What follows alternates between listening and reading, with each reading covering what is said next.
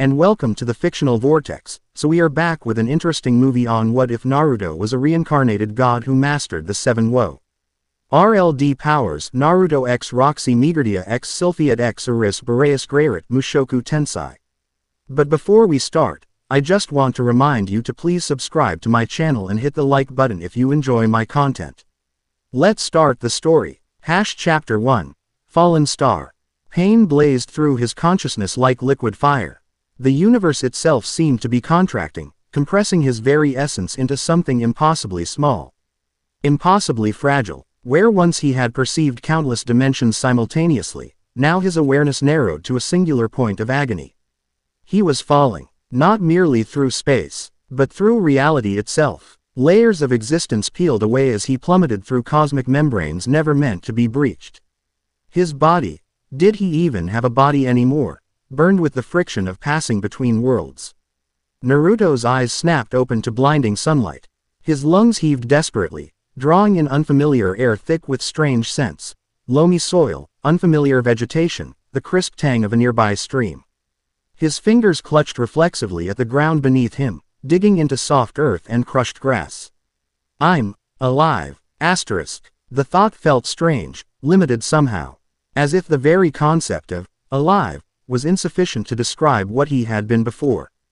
Before what? The memories slipped away like water through cupped hands, leaving only impressions of immeasurable power and responsibility.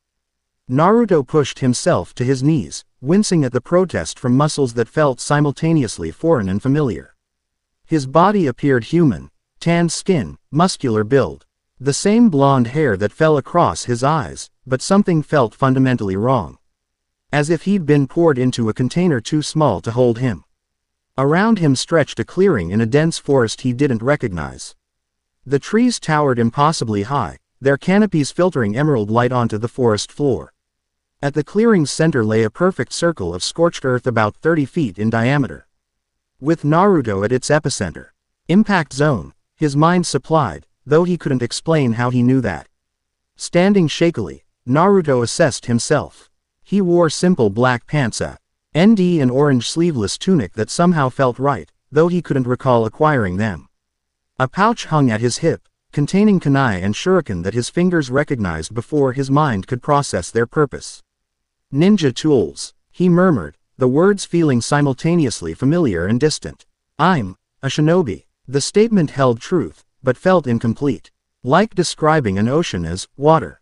As he moved, something glinted on his right wrist, a bracelet of strange metal that seemed to absorb rather than reflect light.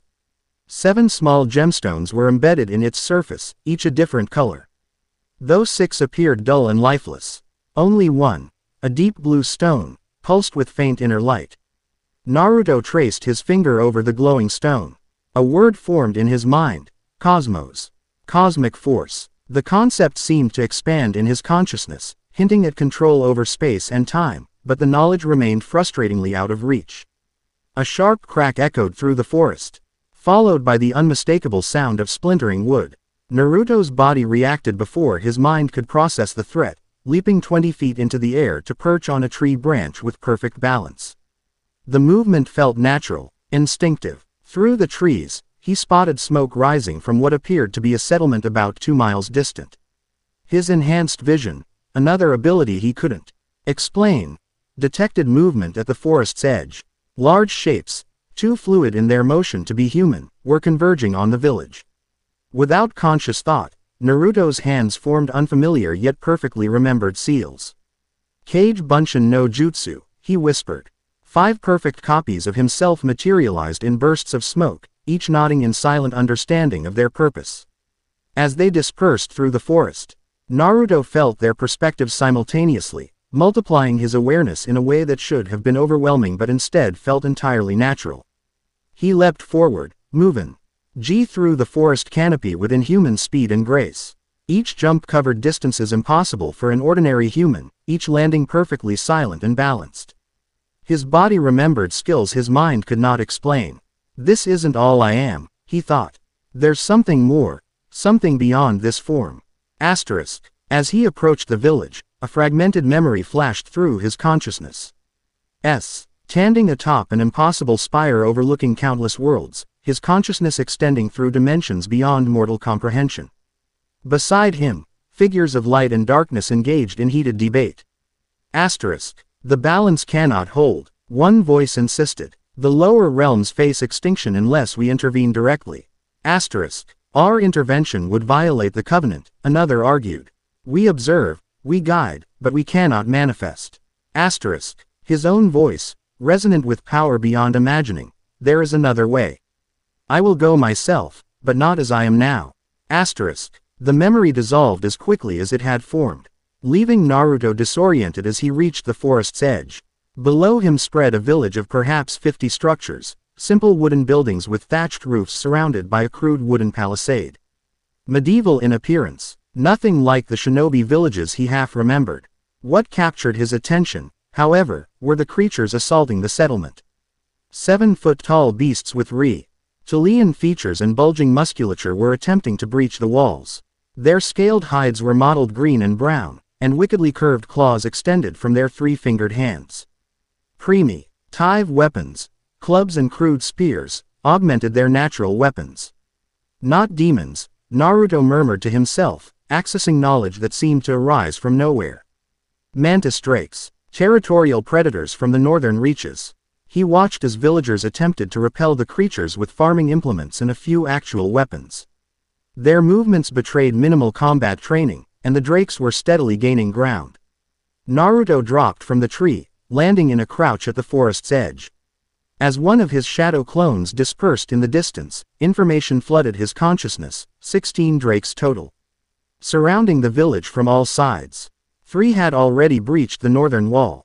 A young woman's scream cut through the air as a drake cornered her against a building, its maw opening to reveal rows of serrated teeth. Without hesitation, Naruto's body flickered, moving so fast he seemed to teleport, appearing between the creature and its prey. His kunai plunged upward hurl the soft tissue beneath the drake's jaw, piercing its brain with surgical precision. The creature collapsed as Naruto turned to the woman, who stared at him with wide eyes, not entirely human eyes, he noticed. Their purple irises had vertical pupils, more feline than human. Get inside, he instructed calmly. I'll handle this. She nodded wordlessly and fled, casting glances back at her mysterious savior. 2 more drakes rounded the corner, hissing in fury at the sight of their fallen packmate.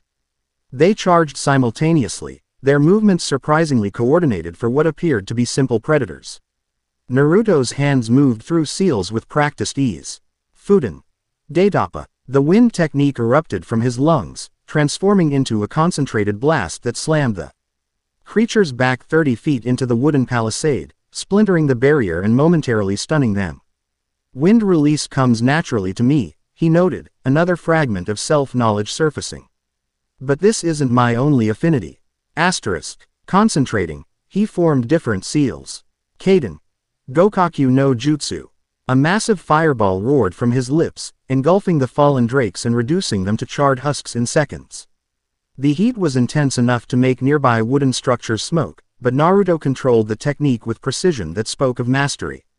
That's 3 down, he murmured, orienting himself toward the north where his clones had reported breaches. As he moved through the village at superhuman speed, Naruto became aware of a strange tension in the air, not just from the drake attack, but something deeper. The very fabric of reality felt thin here, as if the boundary between worlds had been weakened. Is that because of me? He wondered, dispatching another drake, with a lightning-fast series of strikes to vital points. Did my arrival damage this world somehow? Asterisk. No time to contemplate as 2 more drakes leapt from a rooftop, attempting to flank him. Naruto's body responded with fluid grace, evading their coordinated attack while simultaneously drawing shuriken that he infused with chakra before releasing. The projectiles hummed with energy as they pierced the creatures' skulls. Dropping them instantly, a shadow clone dispersed, sending him urgent information, a group of villagers trapped in a granary with 4 drakes breaking through the door.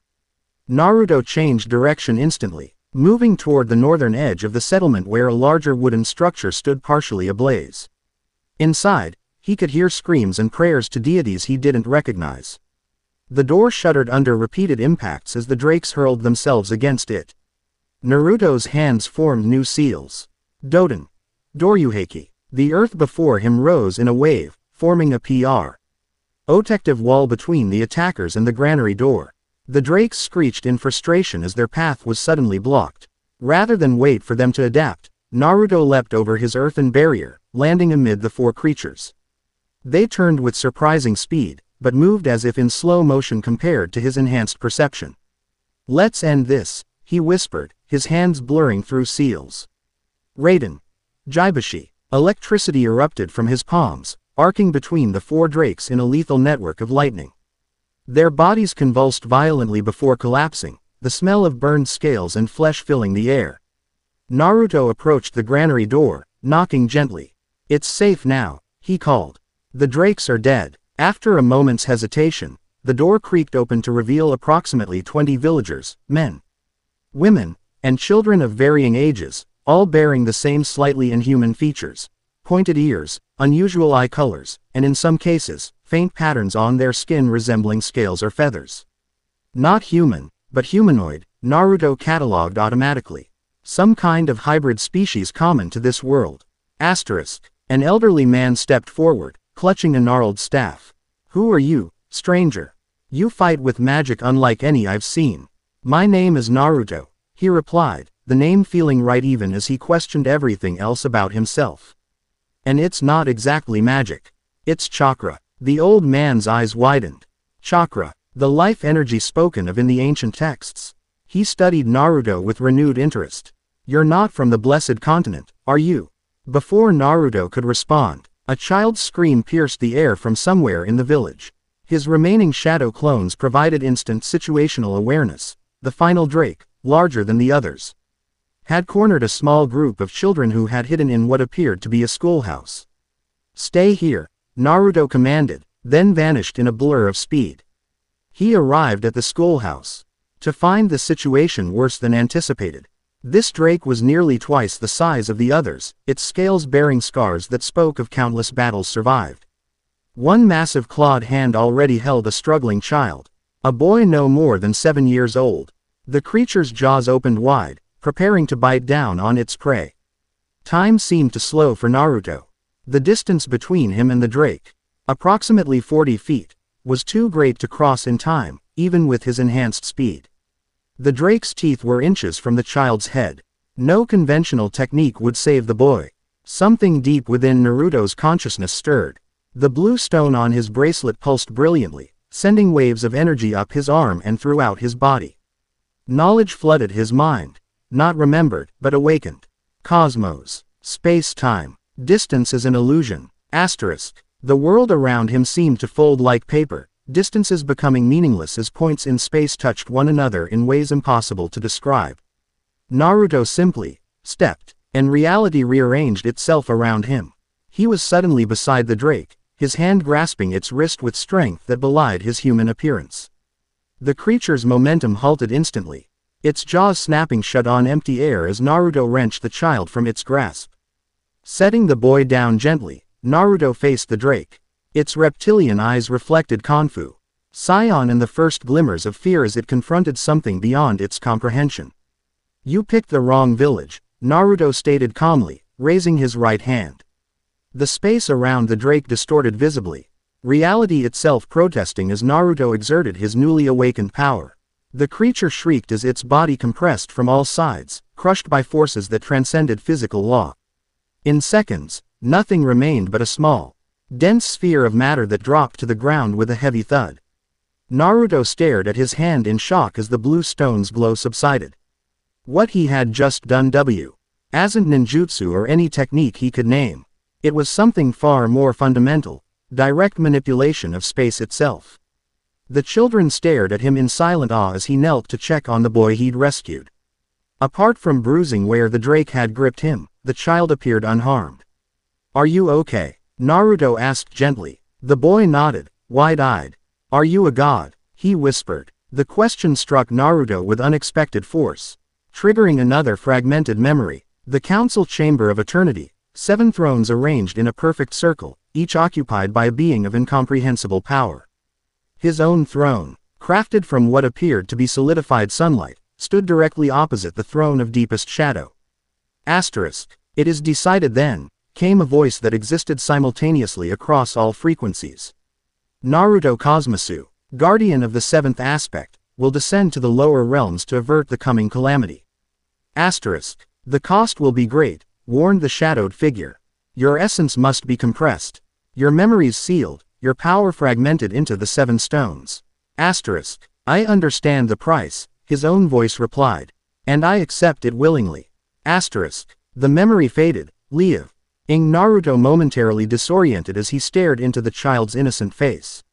No, he finally answered, though uncertainty colored his voice. Not a god, just someone trying to help. Rising to his feet, Naruto surveyed the village. His remaining shadow clones had confirmed all drakes were eliminated, with no human casualties and only minor injuries among the villagers. Already people were emerging from hiding places, gathering to assess damage and begin repairs, and to stare at their mysterious savior. The elderly man from the granary approached, followed by what appeared to be other village elders. They regarded Naruto with a mixture of gratitude and wariness. The mantis drakes have never attacked in such numbers, said the old man. Something drove them from their territory. Something they feared more than humans. Naruto thought of the scorched circle where he had awakened. I may be responsible for that, he admitted. My arrival might have disturbed them. Your arrival. A younger man stepped forward, his green hair and elaborate robes marking him as someone of importance. From where do you come, stranger who wields unknown magics? Before Naruto could formulate a response that wouldn't sound completely insane, a new voice cut through the gathering. I believe I can answer that question. The crowd parted to reveal a diminutive figure approaching with confident strides. Standing barely over 4 feet tall, she nevertheless commanded attention through sheer presence. Blue hair fell to her shoulders, framing a youthful face that somehow conveyed wisdom beyond her apparent years. She wore practical robes in shades of blue and gray, with intricate patterns that Naruto instinctively recognized as magical in nature. Most striking were her eyes, sharp, intelligent, and currently fixed on Naruto with analytical intensity. Magister Migurdia, the green-haired man acknowledged with a respectful nod.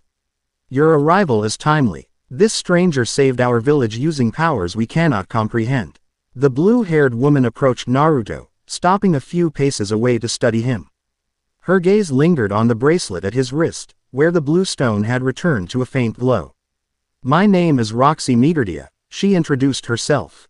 Water magic instructor from the Ranoa Magical Academy. I've been tracking a massive mana disturbance for 3 days. Her eyes narrowed slightly. A disturbance that led me directly to you. Naruto met her gaze steadily. My name is Naruto. As for what I am or where I'm from. He glanced at the villagers gathered around them. That's complicated. Roxy seemed to understand his reluctance to speak openly. She nodded slightly before addressing the village leaders. The danger has passed for now, but I'd like to examine the area for residual magical anomalies. And, she added with a pointed look at Naruto, I'd appreciate the opportunity to speak with your savior privately. The elderly man bowed slightly. Of course, Magister. We owe him our lives and our gratitude for coming so quickly. The headman's house remains intact and would provide the privacy you seek. As the crowd dispersed to begin recovery efforts, Roxy gestured for Naruto to follow her. They walked in silence through the village, villagers stopping to stare or bow as they passed. The headman's house proved to be the largest structure in the settlement. Positioned at its center and largely untouched by the attack. Once inside, with the door firmly closed behind them, Roxy turned to face Naruto directly. Now, she said, crossing her arms. Perhaps you can explain how you fell from the sky 3 days ago with enough magical energy to trigger detection devices hundreds of miles away. Naruto raised an eyebrow. You saw me fall. Not personally, no. But the mana disturbance created a signature that could be tracked, and local reports described a falling star that landed in this region. Her eyes narrowed. What I observed today confirms you're the source. The question is, what exactly are you? Naruto sighed, running a hand through his blonde hair. Would you believe me if I said I don't entirely know? To his surprise, Roxy nodded thoughtfully. Actually, that's consistent with my observations. The magic you used against the drakes, it wasn't structured like any system I'm familiar with. And that final technique, she paused, seeming to search for words. That wasn't magic at all. It was something else entirely. Chakra, Naruto supplied. At least, most of what I did was chakra manipulation. It's a energy. Y system that combines physical and spiritual energy. Fascinating, Roxy murmured, her academic interest clearly piqued. A completely different energy paradigm. She hesitated before asking, and the last technique. When you appeared instantly beside the Drake. Naruto glanced at the bracelet, where the blue stone pulsed faintly. That's something else. Something I'm just beginning to remember. He met her gaze directly. I think I'm not from this world, Roxy. Or any normal world. The memories are fragmented, but I'm starting to believe I was something more. To his surprise, Roxy didn't dismiss his claim outright. Instead, she pulled a small crystal from her robes and held it toward him. The crystal immediately blazed with intense light, nearly blinding in its brilliance. By the 7 great powers, she whispered, lowering the crystal. I've never seen a mana detection crystal react like that. You're practically overflowing with magical energy, but it's contained somehow. Compressed. She studied him with renewed interest. There are legends in ancient magical texts about beings who walked between worlds. Entities so powerful they had to diminish themselves to interact with mortal realms. Her eyes fixed on his bracelet. Beings associated with 7 fundamental forces. Naruto's attention sharpened. 7 forces. Like what? Roxy seemed to debate with herself before answering. The oldest texts speak of powers that govern different aspects of existence. Cosmos, the force of space and time. Psyche, the power of mind and thought. Stoichio, mastery of elements. Zoe, the essence of life itself.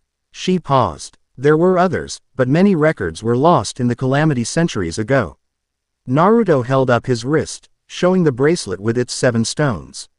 Like these. Roxy's eyes widened. She approached cautiously, studying the bracelet without touching it. 6 dormant, 1 active, she observed. The blue stone, Cosmos, the space-time aspect. That explains how you teleported. She looked up at him with an expression between awe and scientific curiosity.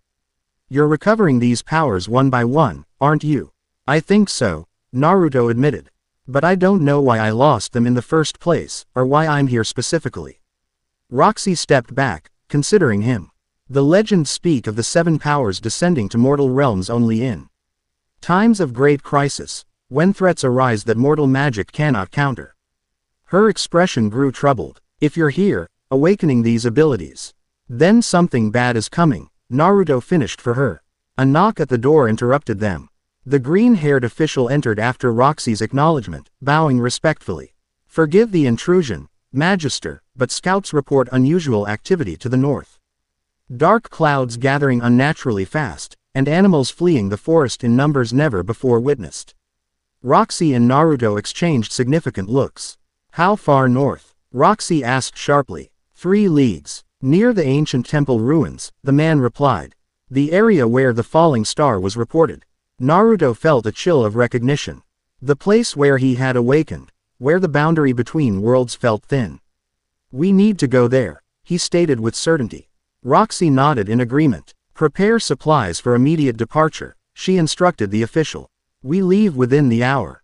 After the man departed, Roxy turned to Naruto. If something followed you through whatever breach you created between worlds, then these people are in danger because of me, Naruto finished grimly. I won't let that happen. Roxy studied him for a moment before a small smile formed. You know, for a potentially divine entity with world-shattering power, you're surprisingly concerned with the welfare of ordinary people. Naruto's response came without hesitation. That's what strength is for, to protect those who need protection. The sentiment felt deeply ingrained, a core aspect of his identity regardless of his origins. Roxy's expression softened. An admirable philosophy, regardless of which world you come from. She extended her hand. It seems we'll be working together, at least for now. Partners. Naruto took her offered hand, noting how small it seemed in his own. Despite her diminutive stature, he sensed considerable power and unshakable determination in the young magic instructor. Partners, he agreed. As they prepared for departure, Naruto's thoughts turned to the fragments of memory that had surfaced. The council chamber. The 7 powers. A calamity he had descended to prevent. The pieces didn't yet form a coherent picture, but instinct told him that the answers lay to the north, at the place where he had first entered this world. And perhaps, he thought as he glanced at Roxy efficiently organizing their expedition, he had already found the first ally in his mysterious quest. The journey north through the dense forest took on an increasingly ominous quality as they progressed. What had begun as a bright, clear day gradually darkened, not with natural dusk but with an unnatural twilight cast by swirling clouds that seemed to violate normal weather patterns. Naruto moved with silent efficiency beside Roxy, who despite her short stature maintained an impressive pace. They had been provided with supplies and a rough map by the grateful villagers, along with warnings about the temple ruins that were their destination. The locals believe the ruins are cursed, Roxy explained as they navigated a particularly dense stretch of undergrowth. They avoid the area entirely, claiming strange lights and sounds emanate from the site during certain celestial alignments. And now, Naruto asked, glancing upward at the unnatural sky. Now they're probably right to be afraid, Roxy admitted. Whatever breach you created when you arrived may have weakened the barriers between dimensions. In magical theory, such weaknesses can become self-sustaining, expanding over time if not properly sealed. Naruto absorbed this information, correlating it with his fragmented knowledge. These barriers, they normally prevent travel between worlds. Roxy nodded, ducking under a low-hanging branch. According to theoretical thaumaturgy, our world exists within a complex multiverse structure, separated from other realms by dimensional barriers. These barriers can be temporarily breached through extremely powerful magic, but permanent ruptures are catastrophically dangerous. As she spoke, Naruto experienced another memory flash. A vast chamber filled with swirling vortices, each a window into a different world. His hand, glowing with golden light, sealing a fracture that threatened to connect two incompatible realities. The boundaries must be maintained. Instructed an entity composed of shifting geometric patterns. When worlds that operate under different fundamental laws connect, both begin to degrade. What of controlled crossings? He asked. Regulated transitions that allow for necessary interventions. That, replied the geometric entity, is precisely your domain, guardian of the seventh aspect.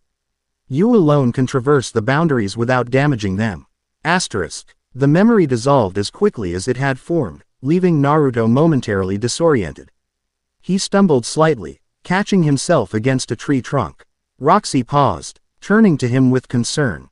Are you all right? Another memory fragment, Naruto explained, straightening. I think maintaining boundaries between worlds was part of my responsibility. Before, Roxy's eyes widened slightly. That would align with legends about cosmos, the space-time aspect. Ancient texts describe it as the force that maintains separate ion between the mortal realm and higher planes. Which means whatever's happening at the temple ruins is definitely my problem to fix, Naruto concluded grimly. They continued in thoughtful silence. For another mile before the forest began to change subtly around them. The trees grew increasingly twisted, their bark darkened as though burned. The underbrush thinned, replaced by pale, fungus-like growths that pulsed with faint bioluminescence. The forest is being corrupted, Roxy observed, kneeling to examine one of the strange growths.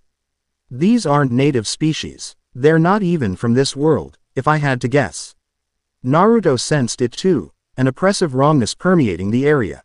The very air felt thick, charged with energies that didn't belong. We're getting close, he murmured, instinctively forming a hand seal. Kage Bunshin no Jutsu. 3 shadow clones materialized, immediately spreading out to scout ahead while remaining connected to Naruto's consciousness. Roxy observed the technique with fascination. Solid duplicates with independent action yet linked awareness, she noted. The applications for reconnaissance are extraordinary. It's a basic technique where I come from, Naruto explained. Though even as he said it, he questioned the truth of the statement. Was he really from a world of shinobi, or was that merely one facet of his existence? One of his clones dispersed suddenly, sending information flooding back to him. A clearing ahead, ancient stone structures, and something moving within them that defied description. We have trouble, Naruto stated, his expression hardening. Some things emerged from the breach. Roxy gripped her staff, which began to glow with accumulated magical energy. Hostile. Definitely not friendly, Naruto confirmed. And not alone. They moved forward more cautiously, Roxy casting a spell that created a faint protective barrier around them both. As they approached the edge of the clearing Naruto had detected through his clone, they paused to assess the situation from cover. The temple ruins spread before them, weathered stone structures arranged in a circular pattern around a central dais. The architect, Yor, was unlike anything else in the region, featuring impossible angles and surfaces covered with symbols that seemed to shift when viewed directly. At the circle's center, exactly where Naruto had awakened, a vertical tear hung in the air, a jagged wound in reality that pulsed with chaotic energy. Moving around the breach were creatures that defied conventional biology. They resembled insectoid humanoids, with chitinous exoskeletons and too many limbs arranged in unsettling configurations. Their movements were jerky yet precisely coordinated, suggesting a hive mind consciousness. Void crawlers, Roxy whispered, her face pale. They're supposed to be mythological, entities that exist in the spaces between worlds. They're very real, Naruto countered, watching as more emerged through the breach. And they're organizing for something. Those patterns they're creating on the ground, they're ritualistic. Indeed, the creatures were arranging themselves in complex geometric formations, leaving glowing trails wherever they moved. The pattern was gradually expanding outward from the breach. They're stabilizing it, Roxy realized. Creating a permanent gateway, which would be bad, Naruto surmised. Catastrophic, Roxy corrected. It would allow unrestricted passage between dimensions, potentially destroying the natural laws of both realms.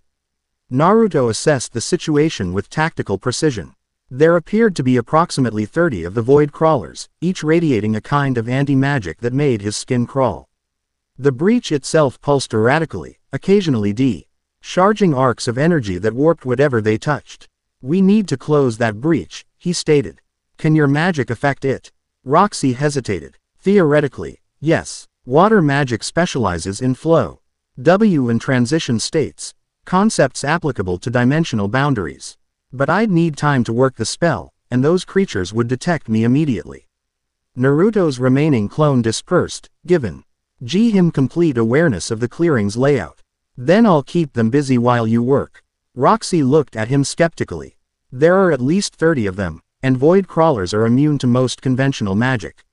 Even with your abilities. Trust me, Naruto interrupted with a confident smile. Keeping enemies distracted is something of a specialty of mine. Before she could protest further, Naruto created 50 shadow clones in a massive surge of chakra that momentarily lit up the forest. Roxy's eyes widened at the display of raw power. Begin the ritual, Naruto instructed her. My clones and I will handle the crawlers. Quote, without waiting for a response, Naruto and his army of duplicates burst from the tree line, charging toward the surprised void crawlers. The insectoid creatures reacted with unsettling coordination, immediately abandoning their ritual to face the new threat. Naruto launched himself directly at the largest cluster, his hands already forming seals. Fuden. Recenshuriken. The advanced wind technique formed in his palm, a spiraling sphere of concentrated chakra surrounded by a shuriken-like outer ring. The technique howled with contained power as Naruto hurled it into the midst of the creatures. Upon impact, the Recenshuriken expanded into a perfect dome of destructive wind chakra, shredding 5 void crawlers instantly at the cellular level. The remaining creatures skittered backward, reassessing their opponent with what appeared to be collective intelligence. Naruto's clones engaged the remaining crawlers, using taijutsu and basic ninjutsu to keep them separated and disorganized. The creatures proved to be formidable opponents, physically powerful, unnaturally fast, and capable of emitting short-range pulses that disrupted chakra flow.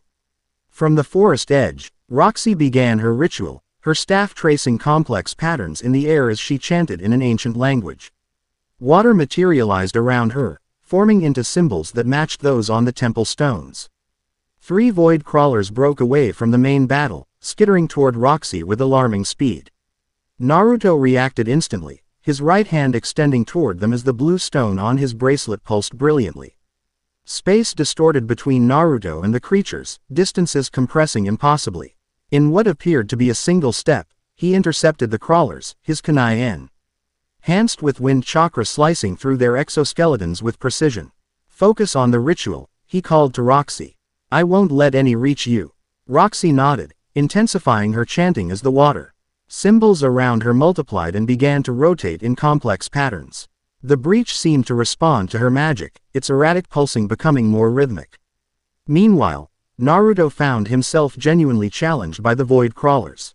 Each time his clones dispatched one, the remaining creatures adapted, becoming more resistant to his techniques. They began moving in formations designed to counter his fighting style, suggesting they were actively learning from each engagement. They're connected to something beyond the breach, Naruto realized. Something directing their evolution, as if confirming his suspicion. The breach suddenly expanded, disgorging a new entity unlike the others. Where the crawlers were insectoid, this being resembled a humanoid composed of fractured glass, its body constantly shifting between different possible configurations. Inside its transparent form swirled a dark substance like liquid shadow. The moment it emerged, all the void crawlers froze in place.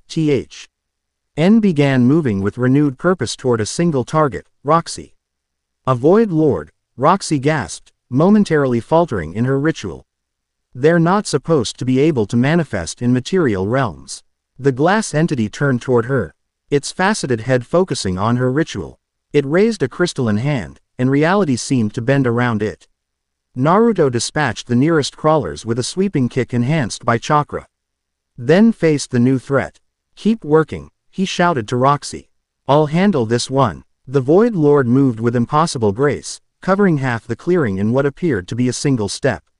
It stood before Naruto, towering nearly 9 feet tall, its body emitting discordant harmonics that made nearby shadow clones disperse involuntarily. Cosmosu, it spoke, the name sending a jolt of recognition through Naruto. Diminished, but not destroyed. The council will be most interested. Another memory fragment surfaced, the shadowed figure rising from its throne. Voice like grinding continents. Your plan is reckless, Cosmosu. To fragment your essence across the 7 stones, if even one falls into the wrong hands, the consequences would be catastrophic. Which is why I will seal 6 of the aspects, his own voice replied. Only Cosmos will remain partially active, to allow my eventual restoration once the threat is neutralized. And if you are found before that time, if those who seek to break the covenant locate you in your weakened state. Then, he had answered with grim determination, I will deal with them as I must.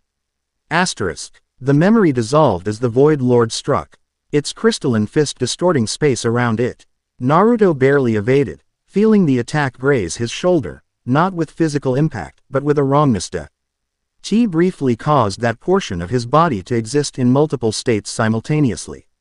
Pain lanced through him, but his body rapidly stabilized, rejecting the spatial distortion. The blue stone on his bracelet pulsed strongly, responding to the threat. You know what I am, Naruto stated, circling the entity cautiously. Which means you know what I'm capable of. The Void Lord's faceted face FTED into what might have been amusement. What you were capable of, Guardian. Now you are but a shadow of your former self. Easy prey for those who have long awaited your fall. Behind them, Roxy's ritual intensified. The water symbols compressing and accelerating as they orbited her. The breach began to contract, its edges becoming more defined. The Void Lord noticed, its attention dividing. With blinding speed, it hurled a shard of its own body toward Roxy, a projectile that warped reality around it as it flew. Naruto reacted instinctively. The blue stone blazed like a miniature sun as he exerted his awakened power. Space folded between him and the projectile, allowing him to intercept it with his bare hand. The crystalline shard burned against his palm, attempting to impose its chaotic nature on his flesh. Naruto gritted his teeth against the pain, compressing the shard with pure force until it collapsed into nothingness. You won't touch her, he growled, his eyes flashing with power that transcended his human form. The Void Lord paused, reassessing. Interesting. You've formed an attachment to this mortal. How? Limiting. It gestured sharply, and the remaining void crawlers surged toward Roxy in a coordinated wave. Naruto's shadow clones intercepted most, but 3 broke through, skittering toward the magic user with lethal intent. Roxy didn't falter in her ritual, but adjusted one hand to cast a defensive spell. Aqua Slash. Blades of pressurized water sliced through two of the approaching crawlers, but the third leapt over the attack, mandibles extended toward her throat. Naruto felt something snap inside him, a barrier containing his power. The blue stone pulsed in sync with his heartbeat as he extended his awareness beyond physical limitations. Space itself responded to his will, compressing the distance between himself and Roxy to nothing. He appeared beside her, catching the crawler in midair and crushing it with strength that belied his human form. As the creature dissolved into particles of void energy, Naruto placed himself protectively between Roxy and the threats. "Finish it," he instructed her, his voice resonating with power beyond his physical form. "I'll ensure nothing interrupts you again." The Void Lord observed this development with apparent interest. The Guardian protects a mortal at the cost of tactical advantage. "How you have fallen, Cosmosu." "Maybe," Naruto replied, his hands forming a new seal. "Or maybe I've found something worth protecting." Thousands of shadow clones materialized throughout he clearing in a display of chakra that made the air itself vibrate with power. The Void Lord took an involuntary step backward as it recalculated its odds. "This changes nothing, it declared. "The breach is established. Others will come. The covenant will fall." "Not today," Naruto countered. His clones attacked in perfect coordination, overwhelming the remaining void crawlers through sheer numbers while Naruto himself faced the Void Lord directly. The crystalline entity fought with extraordinary power, each movement distorting space around it. Naruto matched it technique for technique, drawing increasingly on the power of Cosmos. The blue stone now blazed continuously, sending pulses of energy throughout his body that felt simultaneously foreign and intimately familiar. Behind them, Roxy completed the final sequence of her ritual. The water symbols compressed into a single, complex glyph that shot toward the breach like a spear of pure magical energy. "Dimensional seal. Water binding technique," she shouted, channeling every ounce of her magical power into the spell. The glyph struck the breach, expanding rapidly to envelop its edges. The tear in reality shuddered, its chaotic energies gradually being contained and compressed by Roxy's magic. The Void Lord sensed the impending closure and abandoned its fight with Naruto, launching itself toward the breach in desperation. "This is merely a delay. Guardian, the barriers weaken across all realms." Naruto's hand shot out, the blue stone blazing like a star on his wrist. Space bent to his will, catching he Void Lord in mid-flight and holding it immobile. "Perhaps," Naruto acknowledged, his voice carrying unexpected authority. "But you won't be there to see it." With a gesture that felt as natural as breathing, Naruto compressed the space around the Void Lord from all directions simultaneously. The crystalline entity shattered with a sound like breaking dimensions, its component parts collapsing into a singularity before winking out of existence. The remaining void crawlers, suddenly disconnected from their master's influence, moved erratically before fleeing toward the rapidly closing breach. Roxy's spell continued its work, the water glyph spiraling inward and drawing the edges of reality back together. With a final pulse of energy that knocked both Naruto and Roxy backward, the breach sealed itself. The unnatural twilight immediately began to recede, natural sunlight filtering once more through the forest canopy. Roxy collapsed to her knees, magically exhausted from the complex ritual. Naruto's shadow clones dispersed all at once, returning their combined experiences to him in a rush of information that would have overwhelmed an ordinary mind. He knelt beside Roxy, placing a supportive hand on her shoulder. "You did it," he said with genuine admiration. "That was incredible spellwork." Roxy managed a tired smile. "I had good protection." She studied him with renewed curiosity. "That entity called you Guardian and Cosmosu. Those titles align with the legends of the Seven Powers." Naruto nodded slowly, processing the fragmented memories that had surfaced during the confrontation. I think I was part of some kind of cosmic council, responsible for maintaining boundaries between worlds. And now you're here, with most of your power sealed away," Roxy observed, glancing at his bracelet where the blue stone had returned to a faint glow. "The question is why?" Naruto stared at the spot where the breach had been, now merely an ordinary section of the ancient temple floor. The Void Lord mentioned a covenant and barriers weakening across all realms. "I think that's why I came, to prevent something catastrophic." "By yourself?" Even gods usually work through champions or avatars rather than descending directly, Roxy noted. Another memory fragment surfaced. The mortal realms cannot withstand direct divine intervention, argued a voice like crashing waves. Our power would tear their reality asunder. Which is why I propose this solution, his own voice countered. I will shed most of my divine nature, retaining only the 7 aspects in dormant form. I will walk among them as one of them, awakening my true power only when absolutely necessary. And if you fail, if you are destroyed before completing your mission, then all is lost regardless. He had answered simply. This threat cannot be addressed from our realm. Someone must go. Naruto shared this memory with Roxy, who listened with rapt attention. When he finished, she remained silent for several moments, processing the implications. So you voluntarily reduced yourself to near mortal status, she finally said.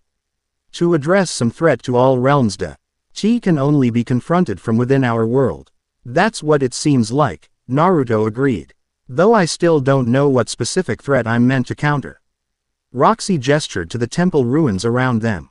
These structures might hold clues. They're clearly ancient, yet they incorporate symbols connected to dimensional magic. If they were built to monitor boundaries between worlds, they might contain information about what I'm seeking, Naruto finished, helping her to her feet. Can you read these inscriptions?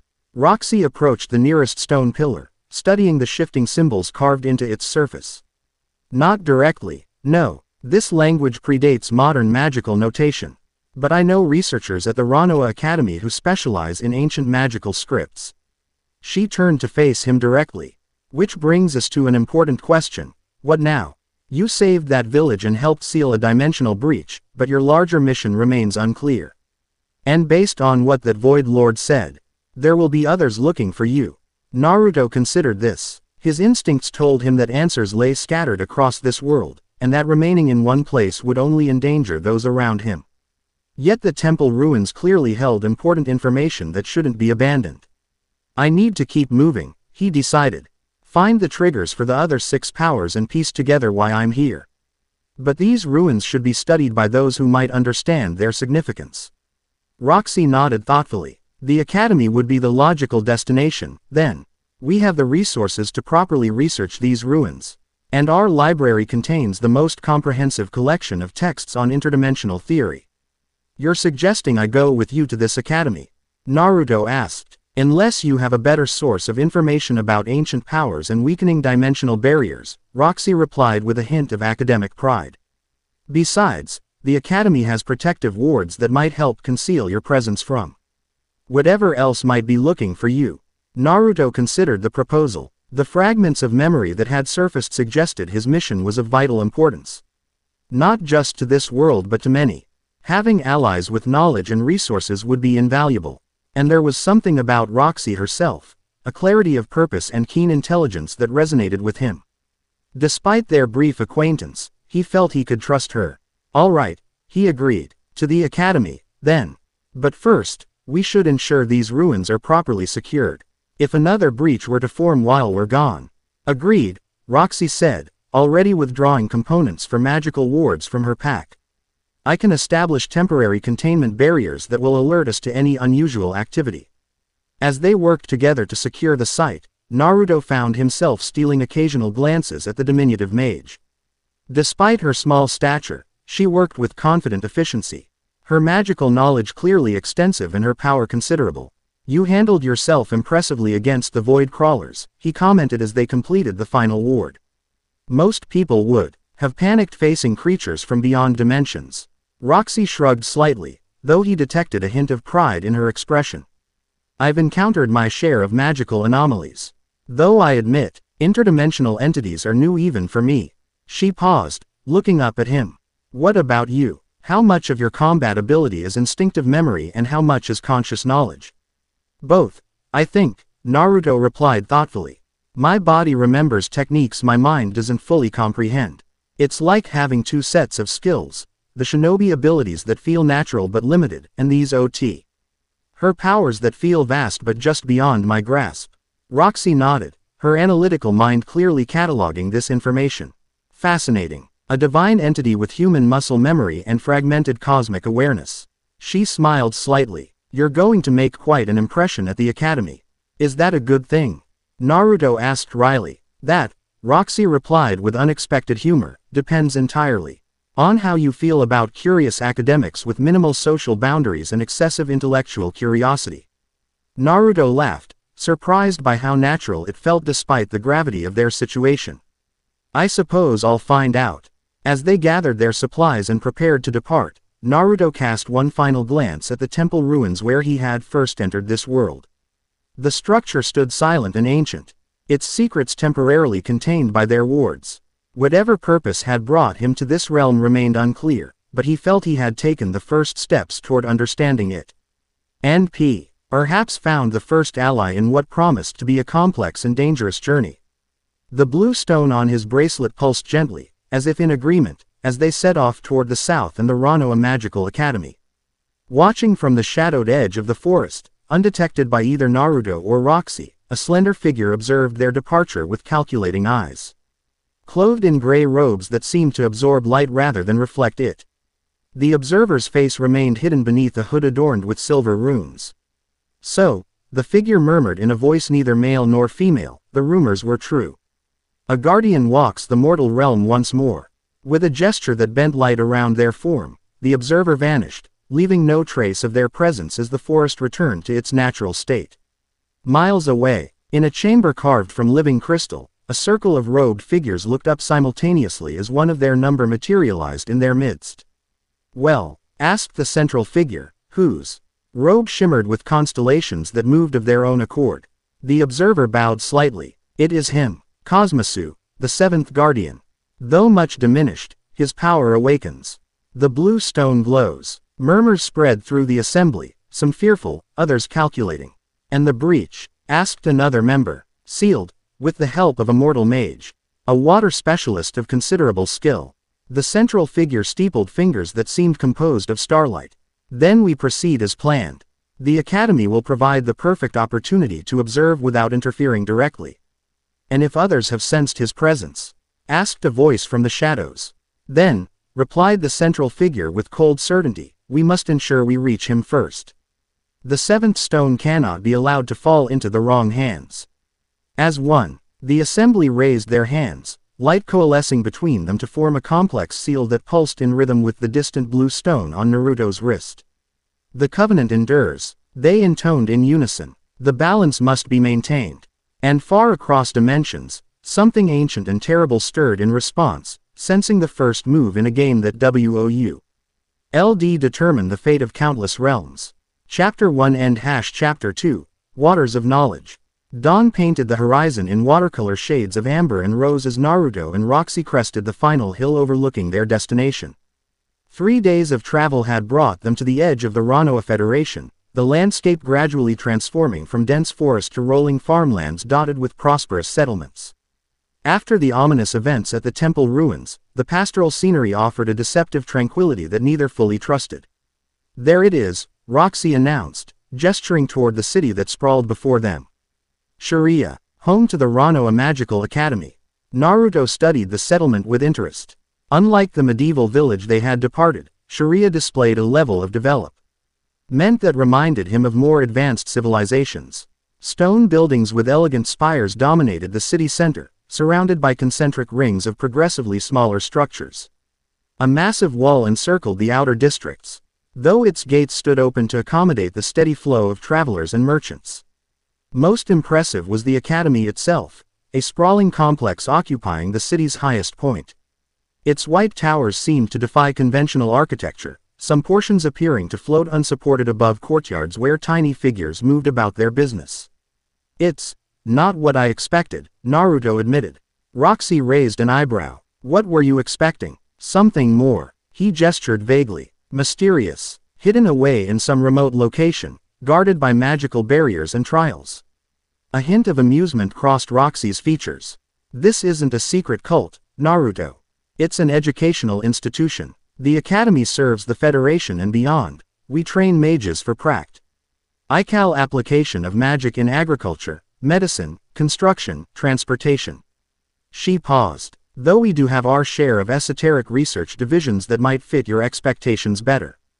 They began their descent toward the city, joining a well-traveled road where merchants with laden carts and travelers of various species moved with purpose. Naruto noticed the diversity immediately, while humans appeared to be the majority. He spotted individuals with pointed ears, scaled skin, feline features, and other non-human characteristics moving freely among the crowds. The population seems varied, he observed. The Federation includes 7 major races and dozens of minor ones, Roxy explained. Humans, elves, beast folk, dwarves, and others all coexist under federal law. It's not always harmonious, but it's generally peaceful. As they approached the city gates, Roxy withdrew a small crystal pendant from beneath her robes, a credential that the guards recognized with respectful nods. Waving them through without inspection. The benefits of being faculty, she explained, tucking the pendant away. Though we should still establish your identity before we reach the academy proper. Naruto glanced down at his distinctive clothing and appearance. I'm not exactly inconspicuous, am I? It's not your appearance that concerns me, Roxy replied quietly as they entered the busy main thoroughfare. It's explaining your presence without revealing your true nature. The Academy Council would have significant interest in a being of your apparent origin. And that would be problematic. Roxy considered this as they navigated the crowded street. Not dangerous, necessarily, but complicated. The council includes representatives from each magical discipline, some of W.H. own view interdimensional entities as potential research subjects rather than sovereign beings. The implication was clear enough. So I need a cover story, Naruto concluded. Precisely. Something plausible that explains your unusual abilities without inviting excessive scrutiny. Roxy guided them down a side street, away from the main traffic. I suggest we present you as a warrior mage from beyond the demon continent, a region so distant and dangerous that verification would be impractical. And my abilities, a unique combat system developed in isolation, Roxy suggested. Close enough to the truth while obscuring your actual nature. As they discussed the details of his cover identity, Naruto became increasingly aware of subtle observation from multiple sources. Nothing as obvious as being followed. But the occasional lingering glance from robed figures or the way certain individuals seem to adjust their paths to intersect briefly with theirs. We're being watched, he murmured during a pause in their conversation. Roxy nodded almost imperceptibly. 3 different factions, by my count. The pair of students in blue robes are from Academy Intelligence. The merchant W.H.'s crossed our path twice works for the Federation Security Bureau. And the elderly woman feeding birds in the square is almost certainly representing one of the research councils. Naruto was impressed by her situational awareness. You noticed all that? A small, sardonic smile crossed her features. I may lack your combat prowess, but I've navigated academy politics for years. It's its own battlefield. She adjusted their course slightly. The detection wards must have registered your arrival. You're projecting magical energy unlike anything in their classification system. Can we avoid them? Not entirely, but we can control the encounter. Roxy led them toward what appeared to be an upscale clothing establishment. First, let's address your appearance. Your current attire practically screams foreign combatant. The shop interior was elegant but subdued, with finely crafted garments displayed on enchanted mannequins that subtly shifted to display different angles. A slender elven woman approached, her experienced eye assessing them immediately. Magister Migurdia, she greeted Roxy with a respectful inclination of her head. An unexpected pleasure. How may Madame Elenoirs assist you today? My colleague requires suitable attire for academy presentation, Roxy explained smoothly. Something that acknowledges his martial background while conveying scholarly intent. The shopkeeper's gaze traveled over Naruto with professional assessment. Of course. Perhaps the Northern Continental style. It accommodates freedom of movement while maintaining formality.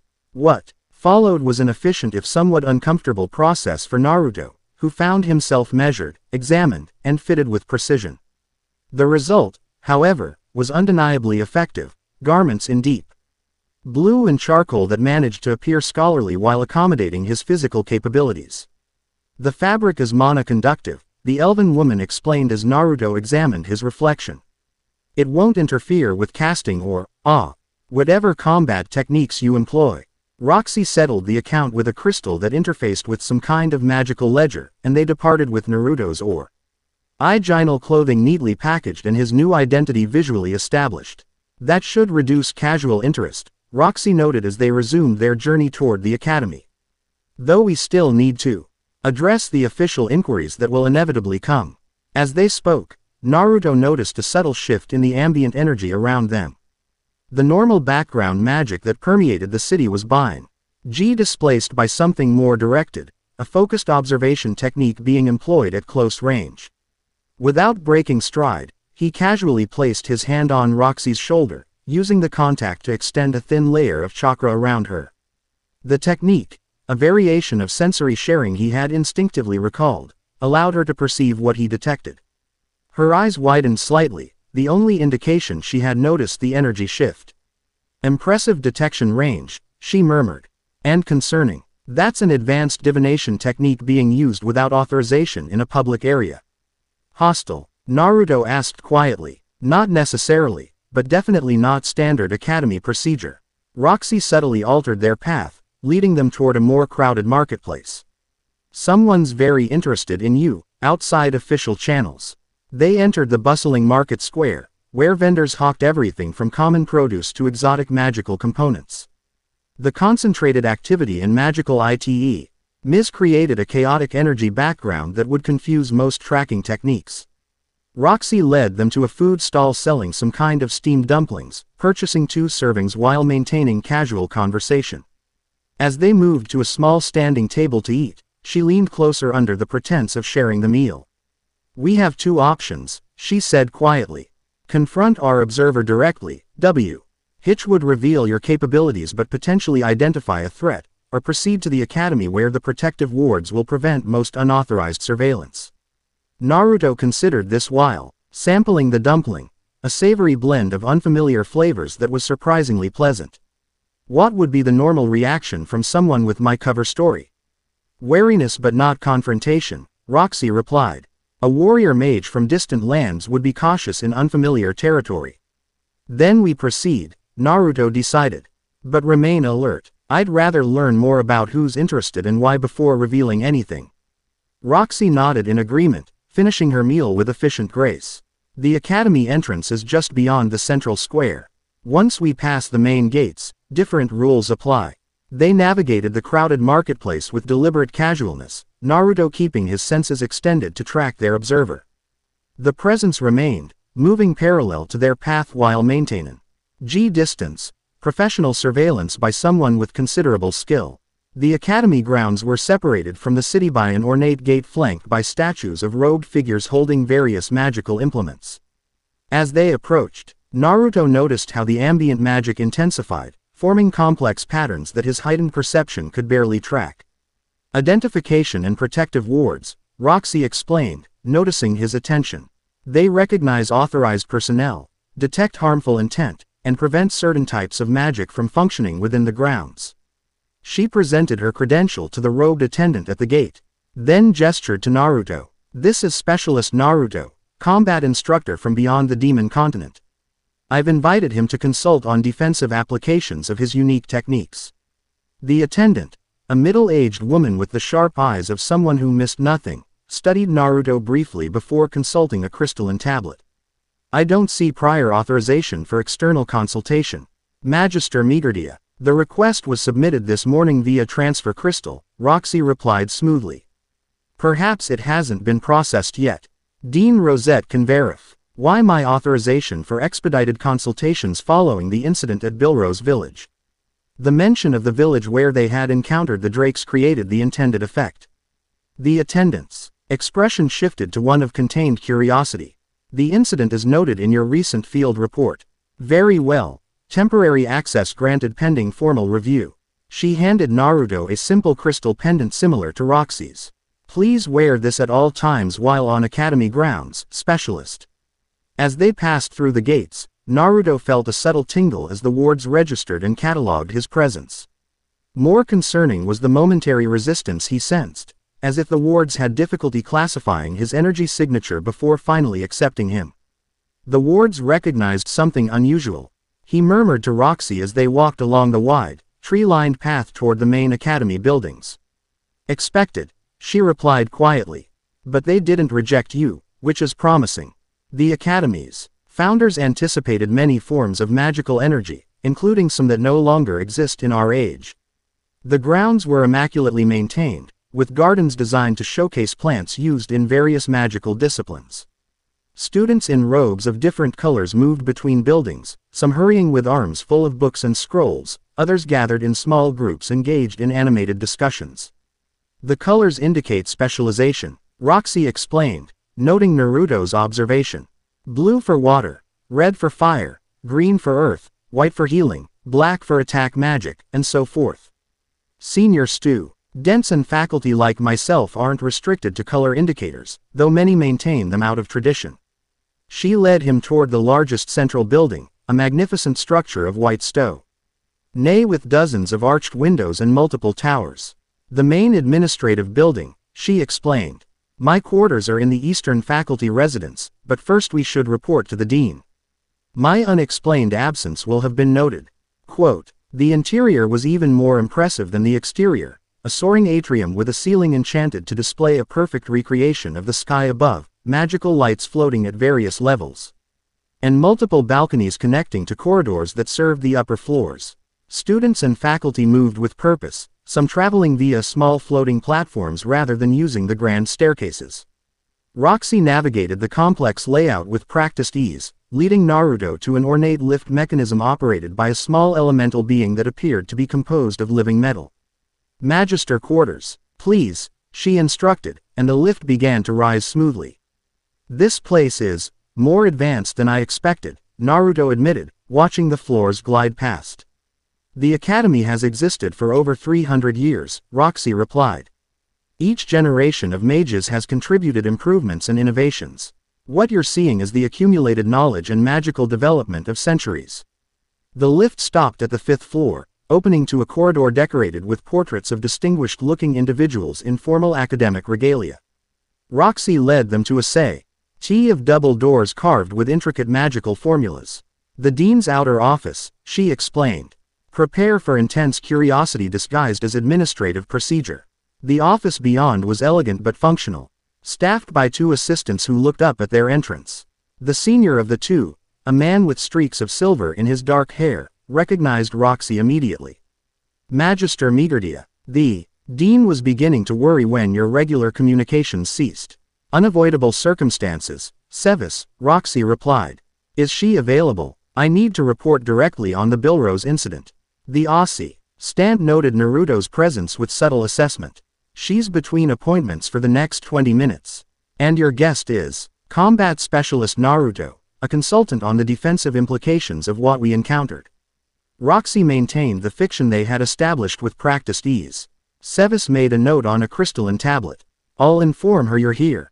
Moments later, they were ushered into the dean's inner office, a circular room lined with bookshelves and magical artifacts, centered around a desk crafted from what appeared to be a single piece of enchanted wood that subtly shifted its grain patterns. Dean Rosette rose to greet them, a tall, imposing woman with silver hair cut in a precise bob, wearing robes of midnight blue adorned with subtle celestial symbols. Her sharp eyes missed nothing as she assessed both Roxy and Naruto in a single glance. Magister Migurdia, she greeted with a voice that commanded attention without raising its volume. Your report on dimensional disturbances in the northern region was concerning enough before you stopped communicating entirely.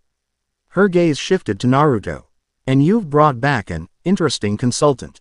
The way she emphasized the word made it clear she suspected there was more to the story. Roxy seemed unfazed by the subtle challenge. Dean Rosette, may I present Specialist Naruto. His expertise in combat applications of energy manipulation proved invaluable when confronting the entities that emerged near Bilrose. Roxy spoke with perfect formal diction. I believe his insights will be crucial to understanding the potential threats we face. The dean gestured for them to be seated in chairs that adjusted their shape slightly to accommodate each occupant perfectly. I see. And these entities, your preliminary report described them as void-originated constructs. Void crawlers, Naruto supplied, deciding to participate actively rather than remain passive. And their commander, something to. She resembled a crystalline humanoid entity with spatial manipulation abilities. Dean Rosette's attention sharpened visibly. You speak of these extra-dimensional entities with surprising familiarity, specialist. My homeland has encountered similar incursions, Naruto replied smoothly, building on the cover story they had established. Though never in such numbers or with such coordination. And where exactly is this homeland? The Dean inquired. Your energy signature doesn't match any registered system in the known continents. The question was direct but not hostile, a professional assessment rather than an accusation. Naruto met her gaze steadily. Beyond the eastern reaches of what you call the demon continent. My people developed our techniques in isolation after the calamity severed conventional magical connections. We call it chakra rather than mana, but the fundamental principles have certain similarities. The explanation contained enough truth to be convincing while obscuring his actual origins. Dean Rosette studied him for a moment longer before turning back to Roxy. And the dimensional breach itself.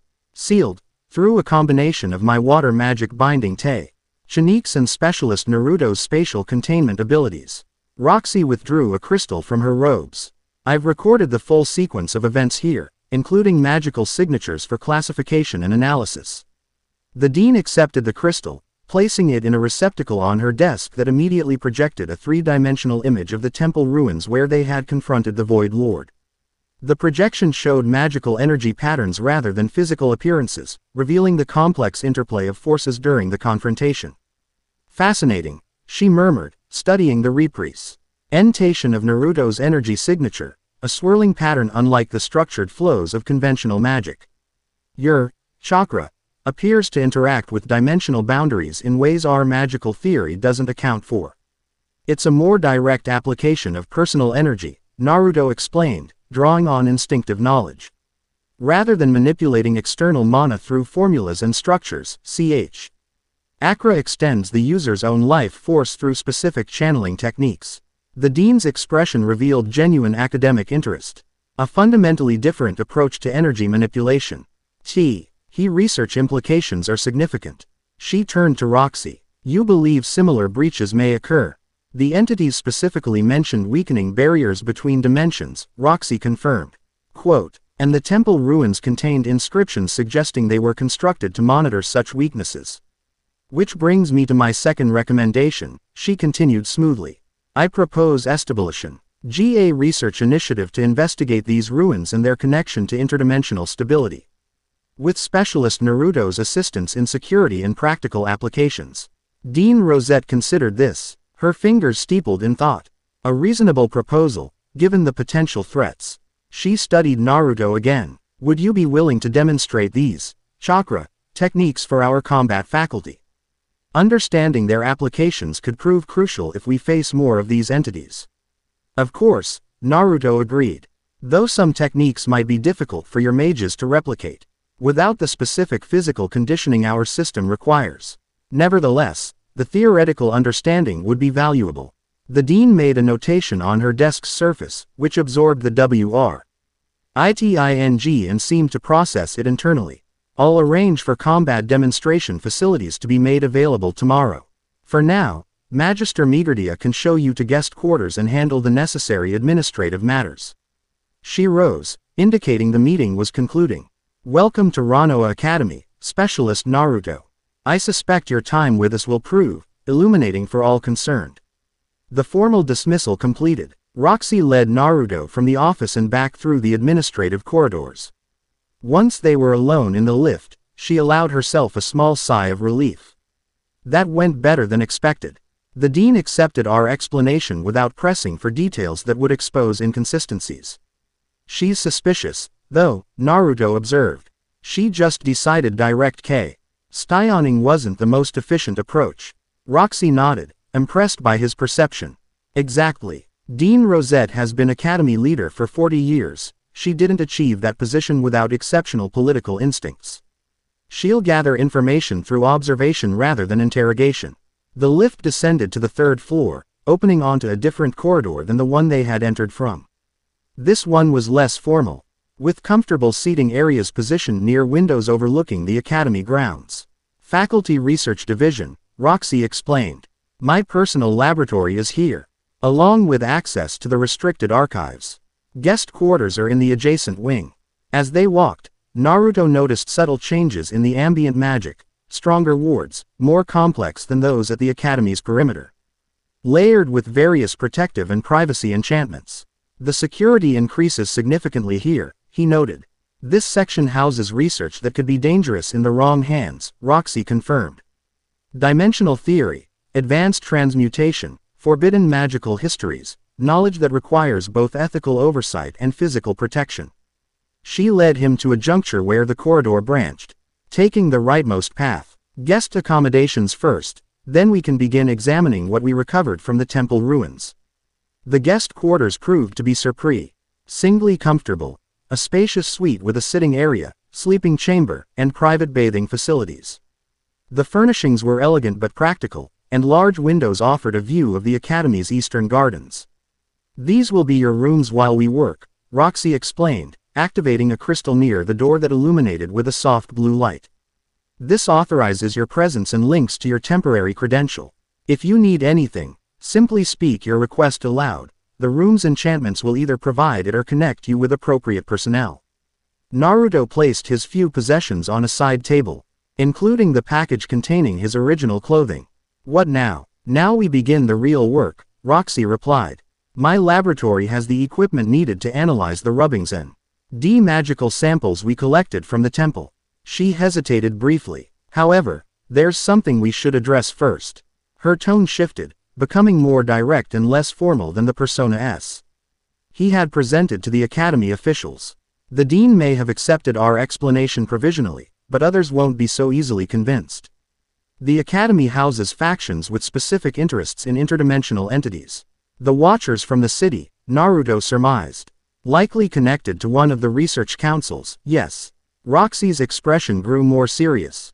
There are those who view beings from beyond conventional reality as potential sources of power, either as research subjects or as tools to advance their understanding of magical theory. You're warning me to be careful who I trust, Naruto concluded. I'm warning you that your presence will attract attention beyond mere academic curiosity. Roxy met his gaze directly. The power you represent, even in your current diminished state, would be tremendously valuable to certain interests. Naruto appreciated her candor. Including you. You've gone to considerable effort to bring me here and establish my presence. Rather than take offense, Roxy seemed to approve of the direct question. A fair challenge. Yes, I have research interests in interdimensional theory that your presence could significantly advance. But I also recognize autonomy and ethical boundaries. Her expression hardened slightly. Not everyone here shares those scruples. The honesty of her response confirmed what Naruto had already sensed, that beneath her reserved exterior, Roxy possessed a strong ethical core and genuine concern that went beyond academic interest. I trust your guidance, he decided.